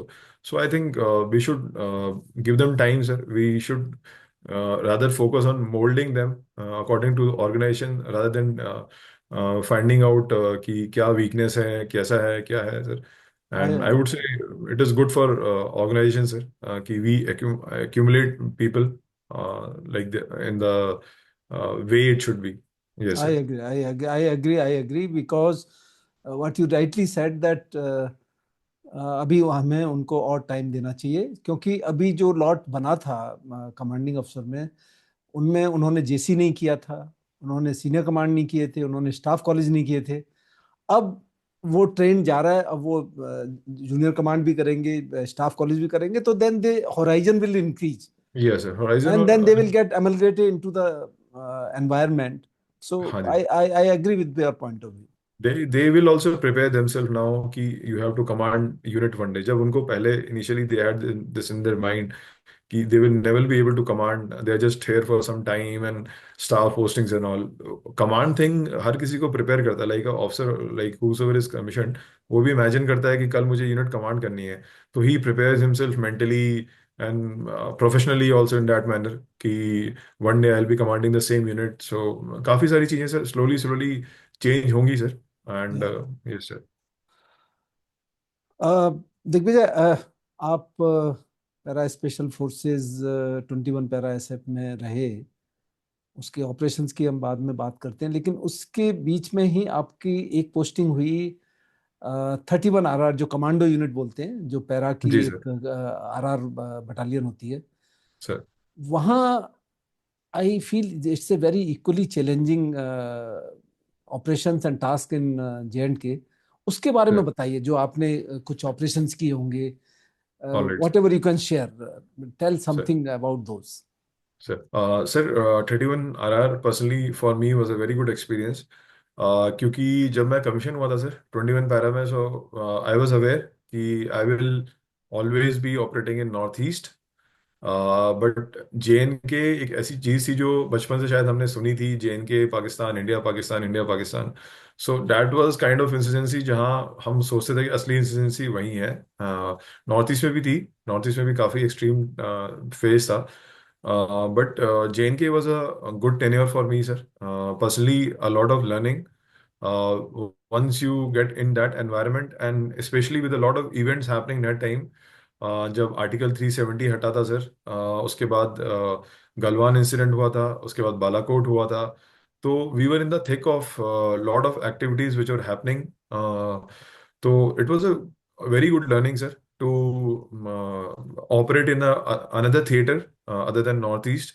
And actually आप उस जगह पे रह के आप काफ़ी कुछ लोगों के बारे में सीखते हो, काफ़ी कुछ मिसकंसेप्शंस होते हैं सर उस पर्टिकुलर जगह के बारे में, वंस अगर आप गए नहीं हो। आप अपना सारा knowledge media and WhatsApp and ये सब चीज़ों से लेते हैं हम लोग, बट जब आप जीते हैं, when you live that, live those experiences, so you आपकी काफ़ी थॉट प्रोसेस चेंज होती है। You learn a lot about people, you learn a lot about how politics is there, you learn a lot about tactics also, कि insurgents जो होते हैं, militants या terrorist बोले सर, नॉर्थ ईस्ट में जो मिलिटेंट्स होते हैं और JNK में हम उनको टेररिस्ट बोलते हैं, तो उनकी आइडियोलॉजी के बारे में आप पढ़ते हैं, तो your way of operating, your way of thinking also changes a lot. So most of the times हमारे sir, I was in Hajin, there was a place, it was in Bandipora district. So काफ़ी अच्छे ऑपरेशंस रहे sir with with our unit there, and with other units also जिनके AOR में हम लोग operate करने जाते थे sir. And most of the times मैं बोलूँ sir, we were encountering the Pakistani terrorist, क्योंकि हाजन अगर हर एरिया का सर एक होता था कि जैसे शोपियां होता था, पुलवामा होता था, तो वहाँ पे काफ़ी सारे लोकल टेररिस्ट होते थे, जो लोकल रिक्रूटमेंट हुई थी सर बुरहान वानी के मरने के बाद। तो जनरली वो लोकल टेररिस्ट होते थे। And if you talk about Hajin, if you talk about mountains there, so वहाँ पे जनरली FTs होते थे, जो फॉरेन टेररिस्ट होते थे, पाकिस्तानी टेररिस्ट होते थे। तो being a special forces RR unit, and तो हम लोग को काफ़ी अच्छी अपॉर्चुनिटीज मिली सर वहाँ पे, to go for such operations and utilise them, and जहाँ पे they were planning lot of mischievous activities in that area. तो it was a good learning sir, JNK I would say. Can you just recall some one odd operations where you have been part of it? Sir like there was one of the operations in Hajan itself. There is a place. So there was this Pakistani terrorist. He was in that area for quite long time, almost 5 6 months. He were roaming around in that उस area में काफी time से था sir वो. तो उसने generally sir ये पाकिस्तानियों का ट्रेंड होता है सर, जब ये वहां से आते हैं तो उनको यही बोला जाता है कि जेएनके के लोग आपको सपोर्ट करेंगे, और थोड़ा बहुत पॉपुलेशन करती भी है कश्मीर की, अगर आप देखें तो उनको सपोर्ट करती है सर. दैट्स हाउ ये लोग इतने सालों से सरवाइव कर पा रहे हैं वहाँ पे, बिकॉज अगर लोकल सपोर्ट नहीं होता तो ये सब कुछ खत्म हो चुका होता. तो इनको बोला जाता है सर कि तुम जिस घर में जाओ, तुम जहां भी जाओ, तुम्हें वो सपोर्ट मिलेगा, whatever you want to do. तो ये लोग काफी बिहाइंड दिस थिंग काफी सारी मिस्चीवियस एक्टिविटीज करते हैं sir. Like I am aware कि इन्होंने ऐसा भी किया था कि किसी फैमिली में जाके they target married women, they target ladies, they target ऐसे जो लड़कियां होती हैं, छोटी बच्चे होते हैं sir. They try to establish physical relationship, मतलब इनके साथ ऑन गन पॉइंट बोलो या सोसाइटल प्रेशर बोलो sir. So lot of people don't come out generally, but ऐसे काफी सारे इंसिडेंट्स हैं सर जेएनके के. तो एक ऐसे इंसिडेंट सेम हाजन में हुआ था सर, जहाँ पे एक ये पाकिस्तानी टेररिस्ट, ये एक लड़की थी सर, एक काफी छोटी थी, नॉट इवन आई वुड से अबव 18. तो ही वॉज एक्सप्लॉइटिंग हर. हिज उसकी खुद की एज जो थी सर वो ऑलमोस्ट 35 40 का था सर. तो काफी पुराना टेररिस्ट था. तो he he was exploiting that girl sir, जो एक लड़की थी वहाँ पे हाजन में. तो लोकल जो थे वहाँ पे, तो एक दो बार sir he were able to exploit her and on the gun point. So obviously sir जो पेरेंट्स थे, father and everybody was very worried. And तो उन्होंने सर आउट ऑफ डर के मारे जैसा भी है, उन्होंने उसको वहां से घर से निकाल के कहीं और भेज दिया सर, इन सम सेफ एरिया. तो this terrorist he could not, ये अपना he could not find her. जब घर गया तो घर वाले ने बोला हमें नहीं पता, वो भाग गई है and all. So that's how देवर, अपने बेटी को बचाना चाह रहे थे उससे. तो इसने फोर्सफुली सर उनको फिर किडनैप कर दिया sir. The complete family was made hostage, and बोला गया कि जब तक वो लड़की यहाँ पे नहीं आएगी तो मैं यहाँ से जाऊंगा नहीं. सो that's how the kind of activities they do in JNK Kashmir. And इन्होंने सिमिलरली पूरी फैमिली को हॉस्टेज बनाया सर. उसके बाद हम लोग थे वहाँ पे, हमें कहीं से पता चला अबाउट द कंप्लीट थिंग कि कुछ है इस घर में, there is something suspicious happening in this house. तो ये चीज़ें जो मैंने आपको इससे पहले बताई, ये हमें बाद में पता चली थी जब हमने बात की थी पेरेंट्स से, फैमिली से. तो उन्होंने हमें बताया कि हमें कुछ इनपुट आई थी सर.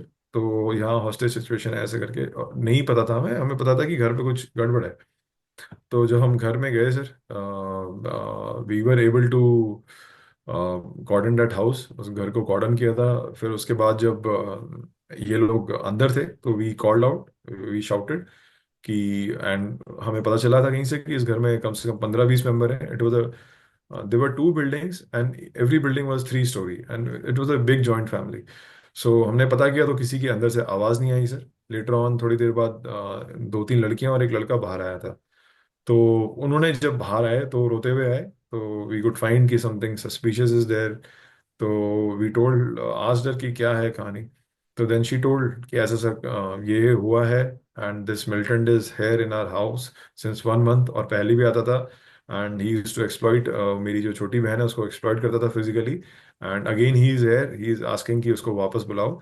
तो दैट वाज द टाइम हमें कंफर्मेशन मिल गई थी सर कि ये मिलिटेंट्स घर में है अंदर. And there are 2 militants inside with weapons, and जिन्होंने इसके छोटे भाई को और इसके फादर को हॉस्टेज बना रखा था. So it was a hostage situation there, and we were tasked to get them out safe. मतलब सेफली इनको बाहर निकालने की हमें बोला गया सर. सो हम लोगों ने अपना एक, we made a team which went inside that house, and we were able to rescue his father, who was made hostage.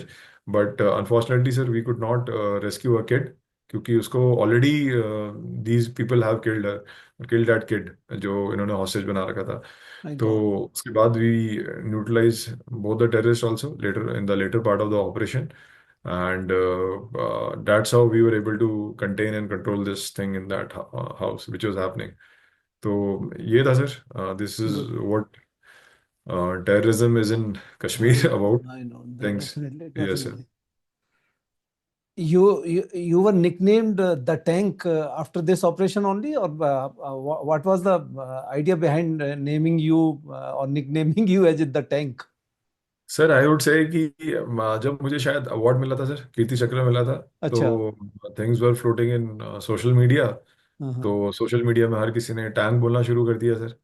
But okay. Otherwise tank तो सर मुझे कभी मतलब लाइक थोड़ा बहुत ऐसे बोलते थे, बट नॉट इन दैट। अब जब भी सोशल मीडिया ने शायद they have given this name kind of tank. Yes sir. Because because I am reminded of एक सूबेदार मेजर थे 9 पैरा के, Mohinder Singh, again Kirti sir chakra.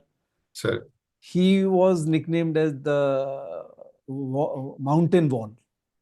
Sir So similarly, I sir thought कि आपको भी यूनिट ने शायद द टैंक रख दिया हो आपका। Sir yes. तो और कोई इंसिडेंट इस टाइम की जो आपको जहन में अभी भी याद आती हो, जब आप 31 आरआर में थे? सर यही थे। This was I think one of the main operations. बाकी आर्टिकल जब 370 रिवोक हुआ था सर, उस हम्म। टाइम पे हम लोगों ने काफ़ी ऑपरेशंस करे सर, ओके। काफ़ी actively. Because that was the time जब गवर्नमेंट ऑफ इंडिया ने showed everyone in this country कि if we have a will so we will do it. And it was very well implemented also in JNK। उसके बाद तो sir like पत्थरबाजी के incident और everything came down drastically. अभी थोड़ा सा सर बढ़ गया है इस साल फिर से, वो भी not in Kashmir valley, it has Poonch and Rajouri में बढ़ा है सर। I know. एंड ये पाकिस्तान करता रहता है कोशिश सर, यहाँ बेस खत्म हो गया तो वहाँ एक्टिवेट कर दिया। बट कुछ फायदा नहीं है सर। दे ये लोग, इन लोगों की शेल लाइफ होती है हर मिलिटेंट आई की, नो। अगर आप देखें हर टेररिस्ट की एक शेल लाइफ होती है सर। ये ज़्यादा से ज़्यादा 1 साल 1.5 साल यस। या 6 महीने या 1 दिन 2 दिन भी। ऐसे ऐसे भी टेररिस्ट हैं जिनकी मतलब कल हथियार उठाया कल परसों मर गए सर। तो ये इनके अटेम्प्ट्स हैं सर, ये करते रहते हैं, but they will never be successful sir. देख लीजिए, ये यू राइटली सेड कि इन्होंने वैली से उठा के जम्मू रीजन में कुछ लास्ट ईयर काफ़ी इन्होंने इंसिडेंट्स किए हैं।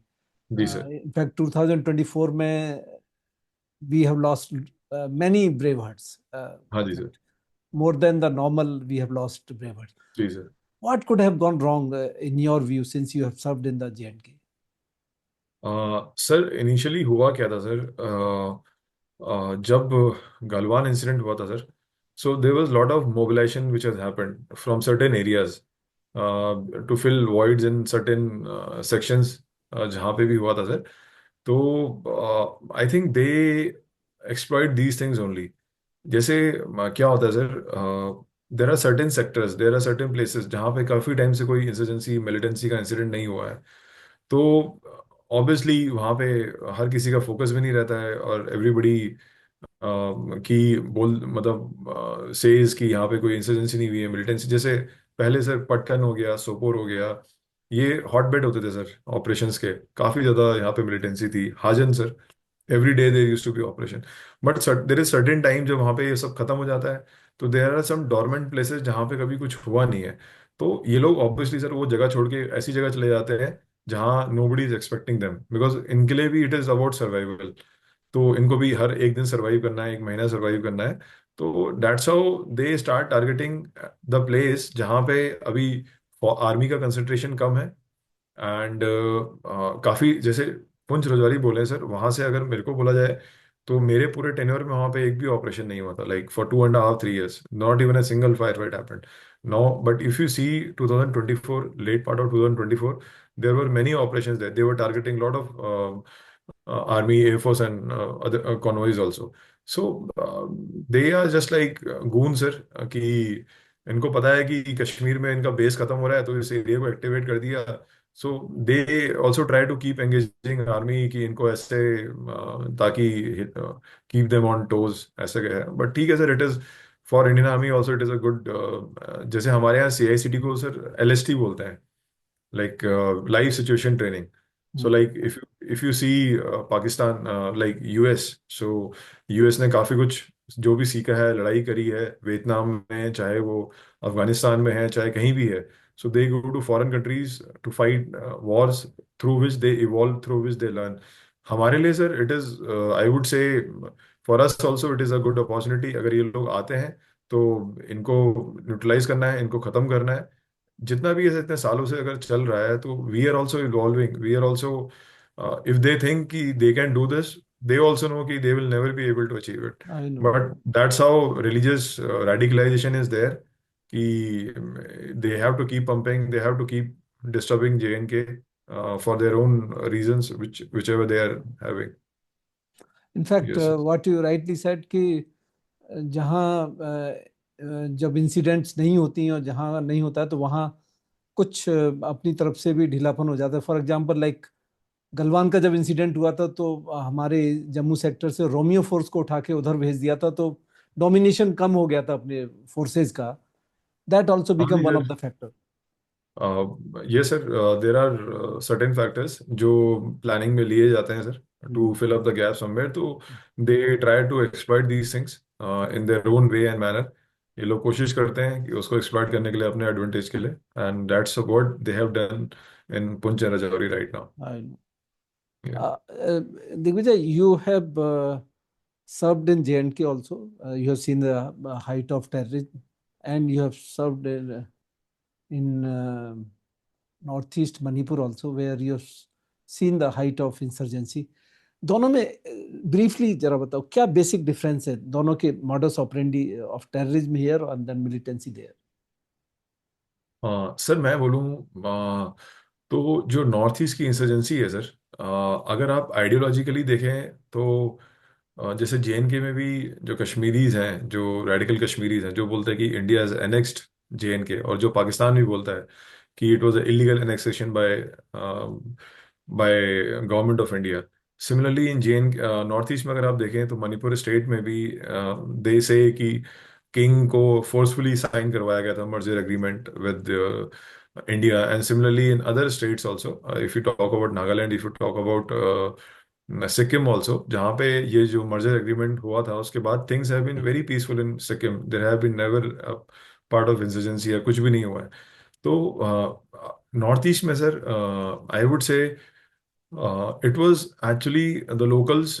That's why we call it militants in Northeast, but we don't call them terrorists. We call terrorists only in J&K. Why? Because it is sponsored by a foreign nation like Pakistan, which is sponsoring those people to attack Indian forces. Same activities, they also attack. Northeast में भी जो militants हैं, they also attack.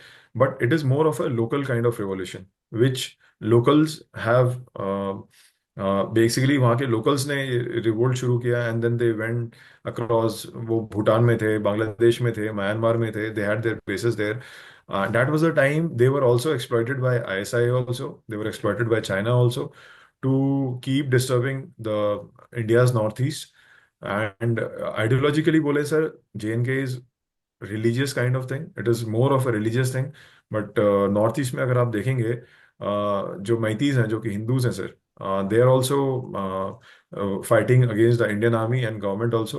And similarly the Christians, Nagas and other groups जो त्रिपुरा के हैं या मेघालय के हैं, HPDC एंड ऑल, सो वो क्रिश्चियंस हैं, तो they have been also. So it's more of a local rebellions, जो लोकल रेबल्स हैं वहाँ के नॉर्थ ईस्ट में। And there are no foreign fighters in Northeast, like who come and fight inside Indian soil against government of India.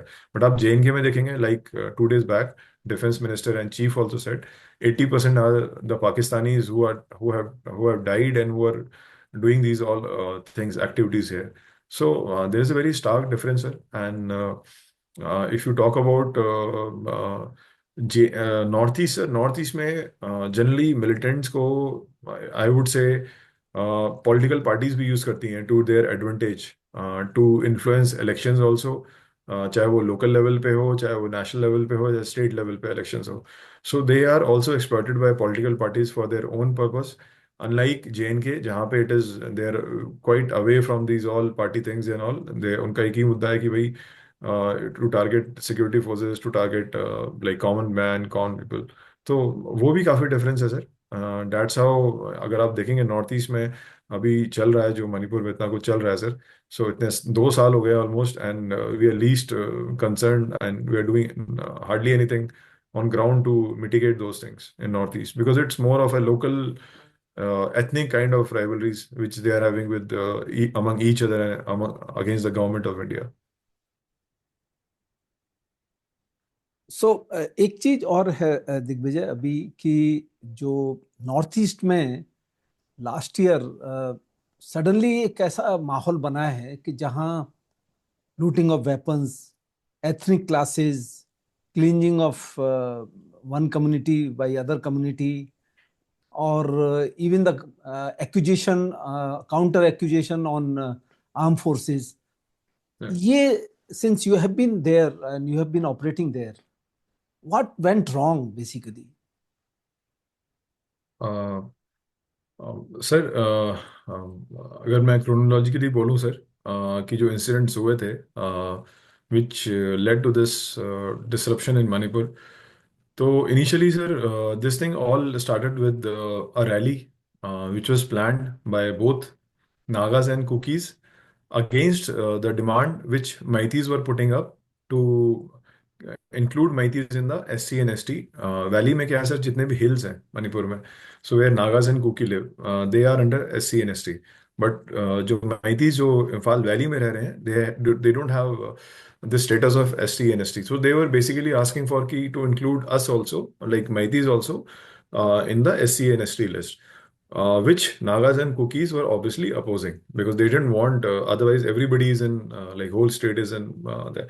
तो sir उसकी एक rally हुई थी जहाँ पे basically there is a area called Torbung sir, which is the, आप बोल सकते हैं कोकी और मैती समुदाय के बीच में जो दो, एक गांव था तोरबुंग जहाँ पे it was kind of a border बोल दीजिए आप, या merger of Meitei and Kuki population.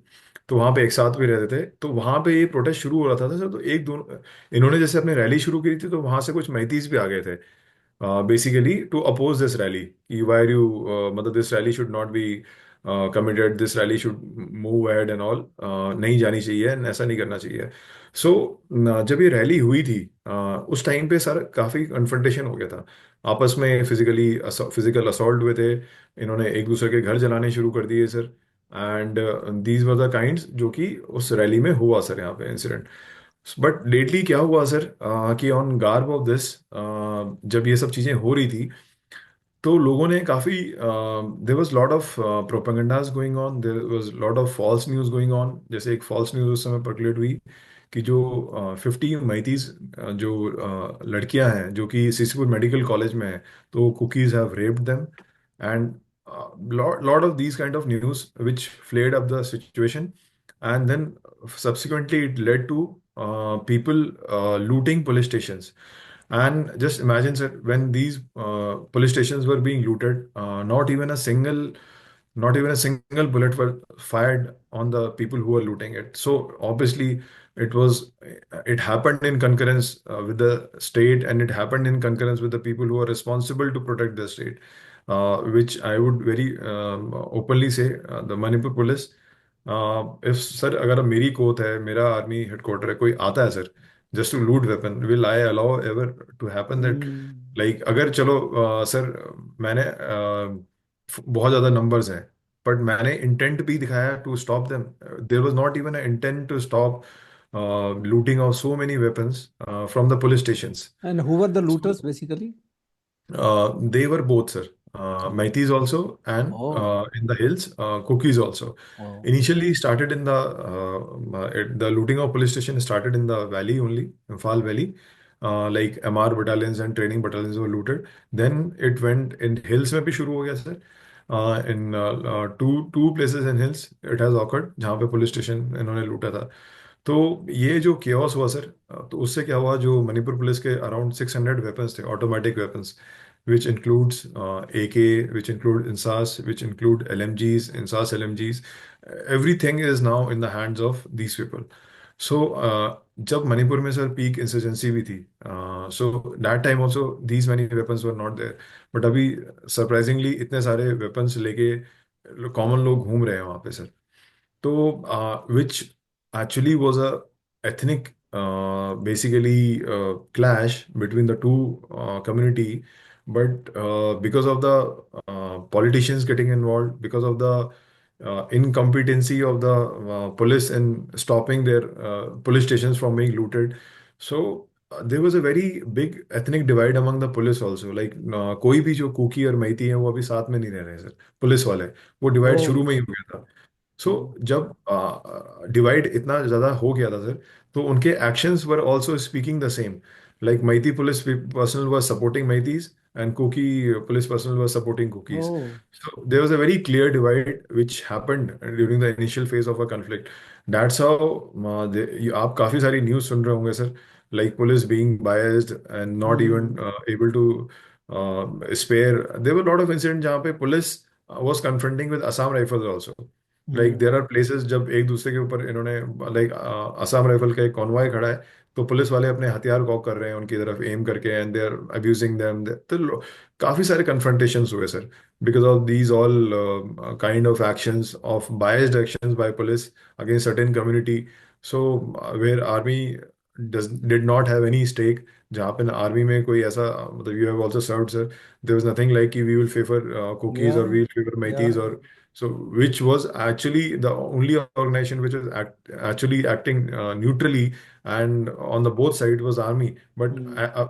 because since army was there to block Maitis at certain places, so Maitis were again blaming army that you are helping Hmm. cookies. And Hmm. jahan pe army was stopping cookies Hmm. to attack the wo, so cookies are saying you are helping. Matties. So this blame game, it will remain sir. वो आपको पता है sir. It is just bait बनाना है किसी को, because Hmm. they can't speak against their own terrorist organizations. Like Maitis cannot speak against their own terrorist organization, UNLF, PLA, Hmm. RMI जो militia है. Similarly, cookies also cannot speak about their own. So ये differences हैं sir. Organization मतलब जो मणिपुर में हो गए हैं अभी काफी ज्यादा. So Hmm. उसी को लेके सर ये conflict बहुत ज्यादा broaden हो गया है sir. And Hmm. broad in the sense कि to that extent कि people have started asking for a separate administration. They Hmm. don't want to live together. They want their separate autonomy. जैसे बोडोलैंड की है sir, Bodoland tribal council in Assam, they have been given autonomy. They have been also asking for a separate administration, a separate union territory. The cookies have been demanding for. So it's more of a sir ethnic, later on political confrontation which has happened between the two tribes. And army is there sir, army is there. But हुआ क्या था sir, आप just before this conflict started, ASFA was removed from whole Imphal Valley. It was removed completely. Correct. So Correct. obviously, army cannot do anything at their own, and there are a lot of human right violations and cases जो उसके बाद later हो जाते हैं if we do anything. Correct. Correct. So I would say army was called in the later part of the conflict, and in that conflict also, sir, there was a tough decision for army. जब ये सब चीजें arson चल रहा था, ये सब चीजें चल रही थी, from both communities burning each other houses, looting police stations and all. तो आर्मी ने काफी रिस्ट्रेन किया sir. Civilian casualties could have been in thousands and thousands when जब पुलिस स्टेशन लूट हो रहे थे, घर जल रहे थे. If you would have acted in that manner, so काफी सारी कैजुअलिटीज हो सकती थी, काफी कुछ हो सकता था sir, and things would have been worse. But whatever best possible, they were able to contain, and uh, to able to provide people the safe place to live there, and among the both communities, we were able to do it. आप किस Yes. Area में diploid थे? I was in Imphal Valley, sir. Okay. हमारा वो base था वहाँ पे इम्फाल में, okay. but we have teams in different locations in all the areas, sir. अच्छा, लाइक जिस पुलिस में जिस तरीके से डिवाइड हो गया था कुकीज और मैतीज का, was Yeah. there same kind of thing you felt it even in the government also, where that government means government Manipur. machinery in the officials of the government? हाँ जी sir, it was very clear sir. Police में क्या sir, even the official government, like जो भी government officers हैं, they are not staying together now, Kukis and Meiteis. जो like DGP of Manipur was a Kuki, and उसके बाद उनका जो भाई है Christopher Dongel, he is also IGP. And उससे नीचे भी हैं police. Like in police, if you see in Manipur, like top 4 5 6 guys are all cookies. So they have gone, that one individual has gone to ITBP on deputation now, somebody has gone to other places. Similarly, there were under secretaries and secretaries of who were of Kuki. So they have gone to their own respective places, like in districts, or gone on deputation to the Delhi or some other central organizations and other places. So now they are not staying together at all. It's a very clear divide now, and it's not even possible also, sir, in the present situation, that कि ये लोग एक साथ आके रहें till the time that environment is there where acceptance is there for each other. वो acceptance दोनों में अभी आई नहीं है, sir. So it That will take reminds time. me, that reminds me, uh, 21 para SFK ex Colonel Nectar Sir. is, I think, heading that commando force of Yes, sir. Manipur. This thing. Have you हाँ ever जी met sir. him there? हाँ जी sir, many times. Okay, okay, हाँ जी sir. We were there together. okay. तो हाँ जी sir. What was his view? Sir, he has also been trying his best. Hmm. Ki both communities come together, disarmament. He's also part of that organization. I know, So, but it has been tough also on his part also. Like I know, abhi Ziribam mein there was an incident, and where his own house was attacked later on because of that thing. So I think there were things happening. Being a Manipuri himself, he also feel bad about the condition of the state, which is it is there right now. So yeah, everybody is concerned about the states. I think he also suffered because of that Jariwam incident. Yes, sir. Yes, sir. Hmm. I've had a conversation with him also, Sir. and of course he was trying his best to do the needful, but of course the situation was all that bad. Yes, sir. Definitely, sir. But you both must be feeling quite, मतलब what a precarious situation that he being Yes, in the sir. police and you being in the army and trying to Yes. control the situation, which is become explosive, in fact. Yes, sir. It is actually, sir, it is not a regular thing, something which you can correlate with in past, or it has never happened like this, which is Mm. actually the at a time when insurgency was at its peak in Manipur, both the organization, Assam Police, sorry, Manipur Police and Army have been in the forefront of fighting the insurgency. But there have been, because of the ethnic divide, because of the current situation, there are people who are playing the ethnic card at a lot of times, which actually shows in the bias in their actions, which is very visible now. Yeah. Especially, I think this is the mistrust which has been created, and Yes, sir. that Between is the carrying two on. In tribes. fact, I was there in 97, 99, Sir. and as you rightly said, that time it was the army plus police plus all forces were fighting against the militancy. Yes, sir. Yes, sir. Sir. After this RR का, जब आपका ये commando unit 31 RR का जब tenure हो गया, उसके बाद यू केम बैक, वापस फिर से आप Yes, sir. 21 पैरा एसएफ में आगे थे। Sir. वहां फिर आपने एक ऑपरेशन किया, जिसके बाद में आपको कीर्ति चक्रा से नवाजा Sir. गया। उस ऑपरेशन के बारे में थोड़ा बताइए कि किस लोकेशन में था और क्या सिचुएशन थी। बेसिकली सर, ये लोग वहाँ पे दे लो these militants keep on disrupting जो भी गवर्नमेंट के प्लान्स होते हैं, जो भी गवर्नमेंट कुछ प्रोग्रेस लाना चाहती है इन सर्टेन एरियाज, तो they always try to disturb that thing. Similarly our home minister mister Amit Shah, he was coming there for inauguration of a medical college, Sisipur ओ, Medical College. अच्छा। So so during that time, that VIP was mister Amit Shah. yes, sir. Okay. So that time, these guys were planning something on that particular area, because वहाँ पे उससे पहले we have lost one CEO, Colonel Tripathi, who was part of 46 AR also, and his family and wife and kids also. So they have been very active in that area, in what we call Bihang area, in that particular area. So they had some plans to again target in that area security forces, or so that, because इनका एक ही मकसद होता है sir, national news में आना, national headlines बनाना, so that there sustenance is there for next whatsoever years they want to. And so we were able to intercept one of their columns which was coming and to this certain area.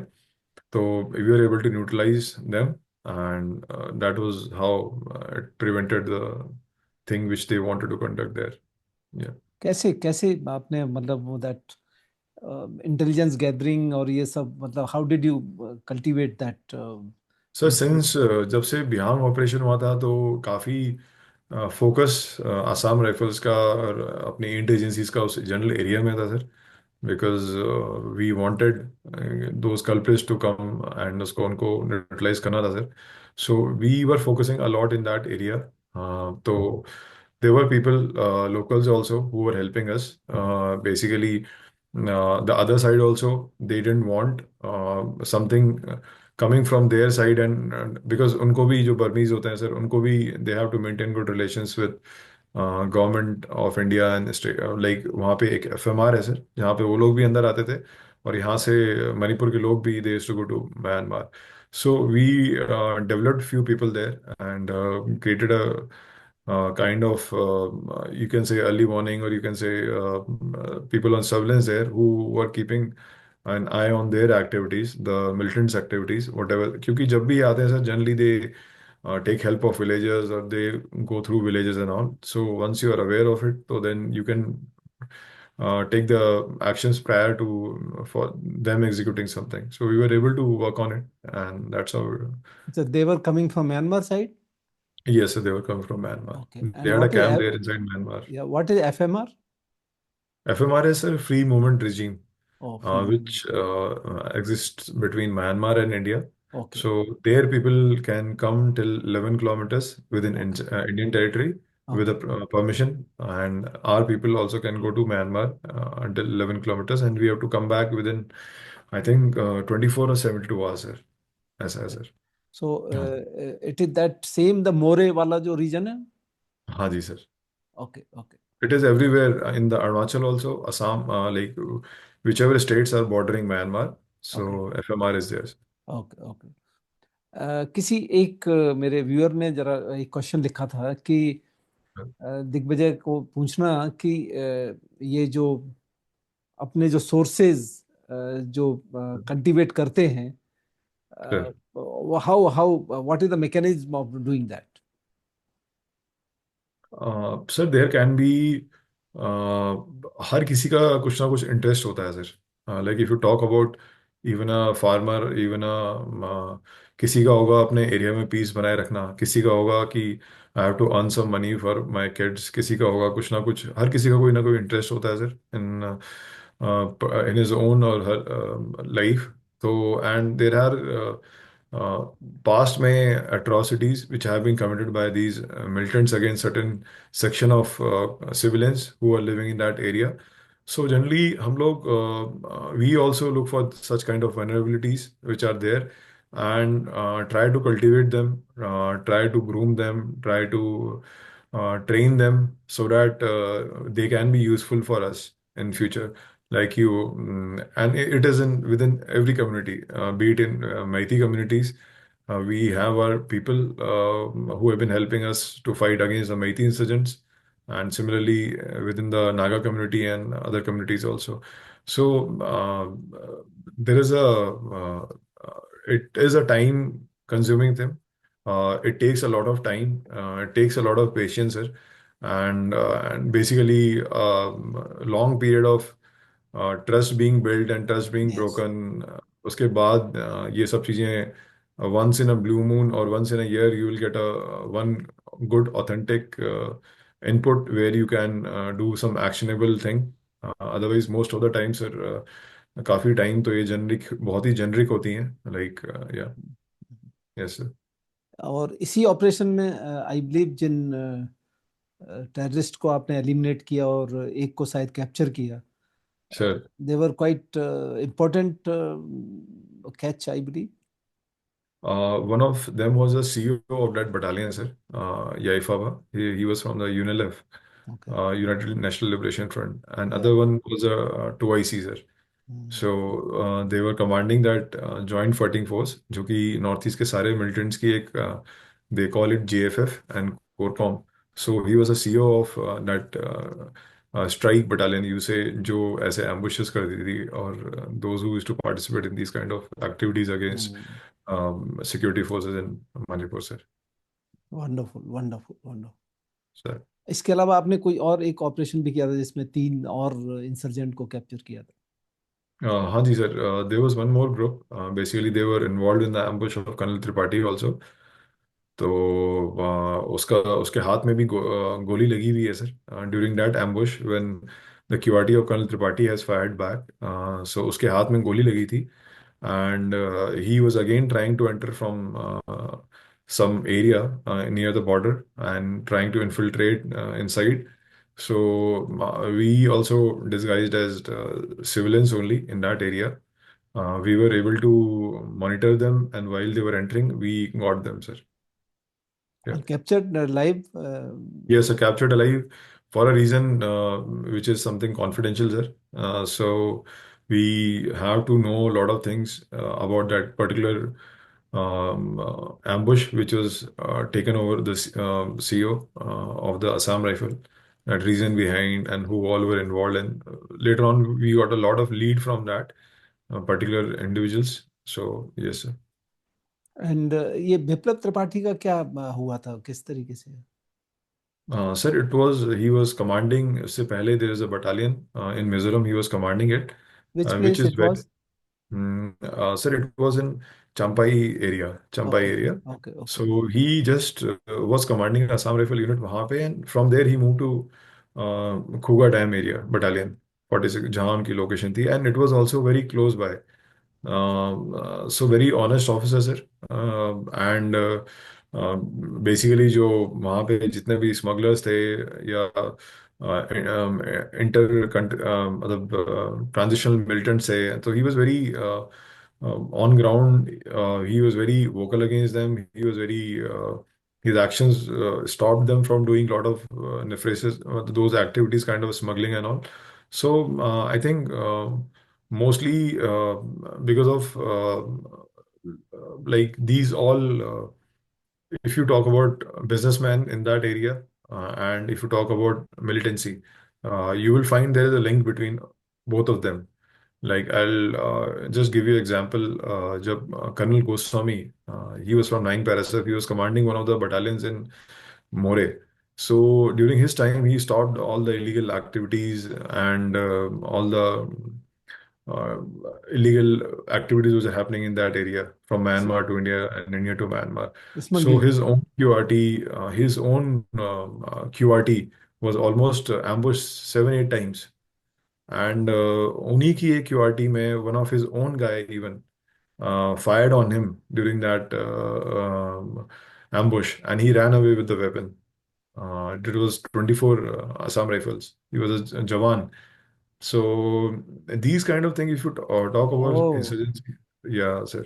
So if you talk about insurgency in Northeast, these people, if you insurgents and all the businessmen who are involved in these illegal activities, they're all linked. They're all linked. So if you pull a string somewhere, they will try to put pressure on you in some other way by such ambushes, by such incidents. This In 9 Karan para Tripathi's officer case, was casualty? no, no, he was all okay, sir. He's just still doing good. Okay. But six, I think 4 or 6 Jawans of his unit got martyred during that phase when he was commanding. Oh. Yeah. By the same chap who run away with the weapon? I can't hear you, sir. Can you hear me? Yeah, now I can. I said that by the same Jawan, these guys got injured. Different incidents, sir. Different Different, incidents. different हाँ जी incident. Sir. Okay, okay, okay. Sir. So this is true that there is a big nexus जो वहाँ के Yes. smugglers हैं, or they Yes. call it a businessman, Yes, sir. and local population, and that is what the creating problem. Yes, sir. सो दिग्विजय, इतना सब कुछ आपने देखा किया, और उसके बाद आपने अपने कुछ पर्सनल रीजन से आपने प्रीमेच्योर रिटायरमेंट ले लिया। What is Sir. Next now? Sir, I'm just looking for something constructive in my life which a future like, or maybe something which I like, and which I can be happy about doing it. So I'm just trying to find my way out in this new street. So yeah. CV street? Civil street, yeah sir. हाँ जी sir. हमने बहुत कुछ discuss किया, Digvijay, JNK का, मणिपुर का, sports का, your personal life, TS का, TGC का. You have answered all with lot of authenticity and honesty. And अभी एक छोटा सा लाइफ सर क्विज है, उसमें आपको सिर्फ एग्री और डिसएग्री में बताना है मुझे, ठीक है? Sir sir. हाँ जी and sir. They will be very sir small sentences and then you have to tell me whether you agree or not.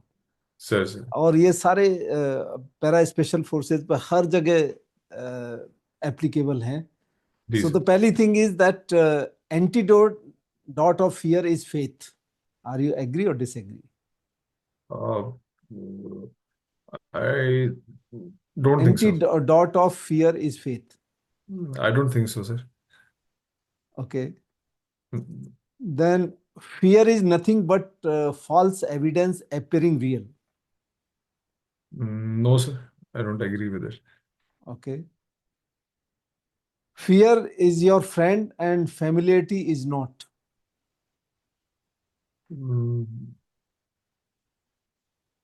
Agree to it, sir. I'll agree Yeah, to it. yeah. Courage in action. Courage is action taken in the presence of fear. Courage is action taken in presence of fear. Yes, I can agree to it, sir. Yes. You don't fail unless you quit. Agree to it, sir. आप जब तक fail नहीं होते जब तक आप quit नहीं I'll करते. agree, sir. Yeah. Titanium mindset is collection of winning thoughts. Yes, sir. I agree to it, sir. Limiting beliefs are real success blockers in life. Agree to it, sir. Time is limited with us, but money is unlimited in universe. I think so, sir. Yes, sir. Agree to it, sir. Life is more important than anything else in life itself. Yes, sir. It is. Yeah. My life is my responsibility, my obligation, and my duty towards my success and my happiness. Yes, sir. I agree to it, sir. Yeah. You have scored 7 out of 10. Sir, sir. Sir. So let me tell you this first three. Antidote Sir. of fear is faith. Means faith पे ही, fear जब होता है वहाँ faith पे ही आप आगे बढ़ जाते हो. Sir. It is always faith which comes to help you when there is a fear. Sir. And fear is actually nothing but a false evidence appearing real. जब आप उसे कर लेते हो, उससे ऊपर जब निकल जाते हो, 10 फीट से आपको जंप करना है और जब आप जंप करते हो तब बोलते हो यार कुछ भी नहीं था, ये तो वैसे ही डर लग रहा था. Sir, sir. बिल्कुल. Okay, so fear is nothing but a false evidence appearing real. That is fear, Sir. FEAR. Sir. Fear is your friend and familiarization is not. Sir. Fear ही एक फैक्टर है जो नहीं होगा, बिकॉज फियर होने से क्या, then you take extra effort, you put in extra effort Sir. And then you perform better. Sir. यदि बिल्कुल फियर नहीं होगा तो आप एग्जाम की तैयारी नहीं करोगे. Sir. Sir.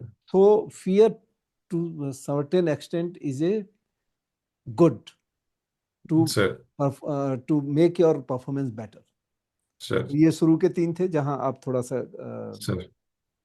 So Digvijay, Sir. I'm really very privileged to discuss with you, to converse with you, and I learned a lot from your Your experiences. Honor, sir. Yeah, and thank you so much for being my guest. Thank you so much, sir. Thank you, sir.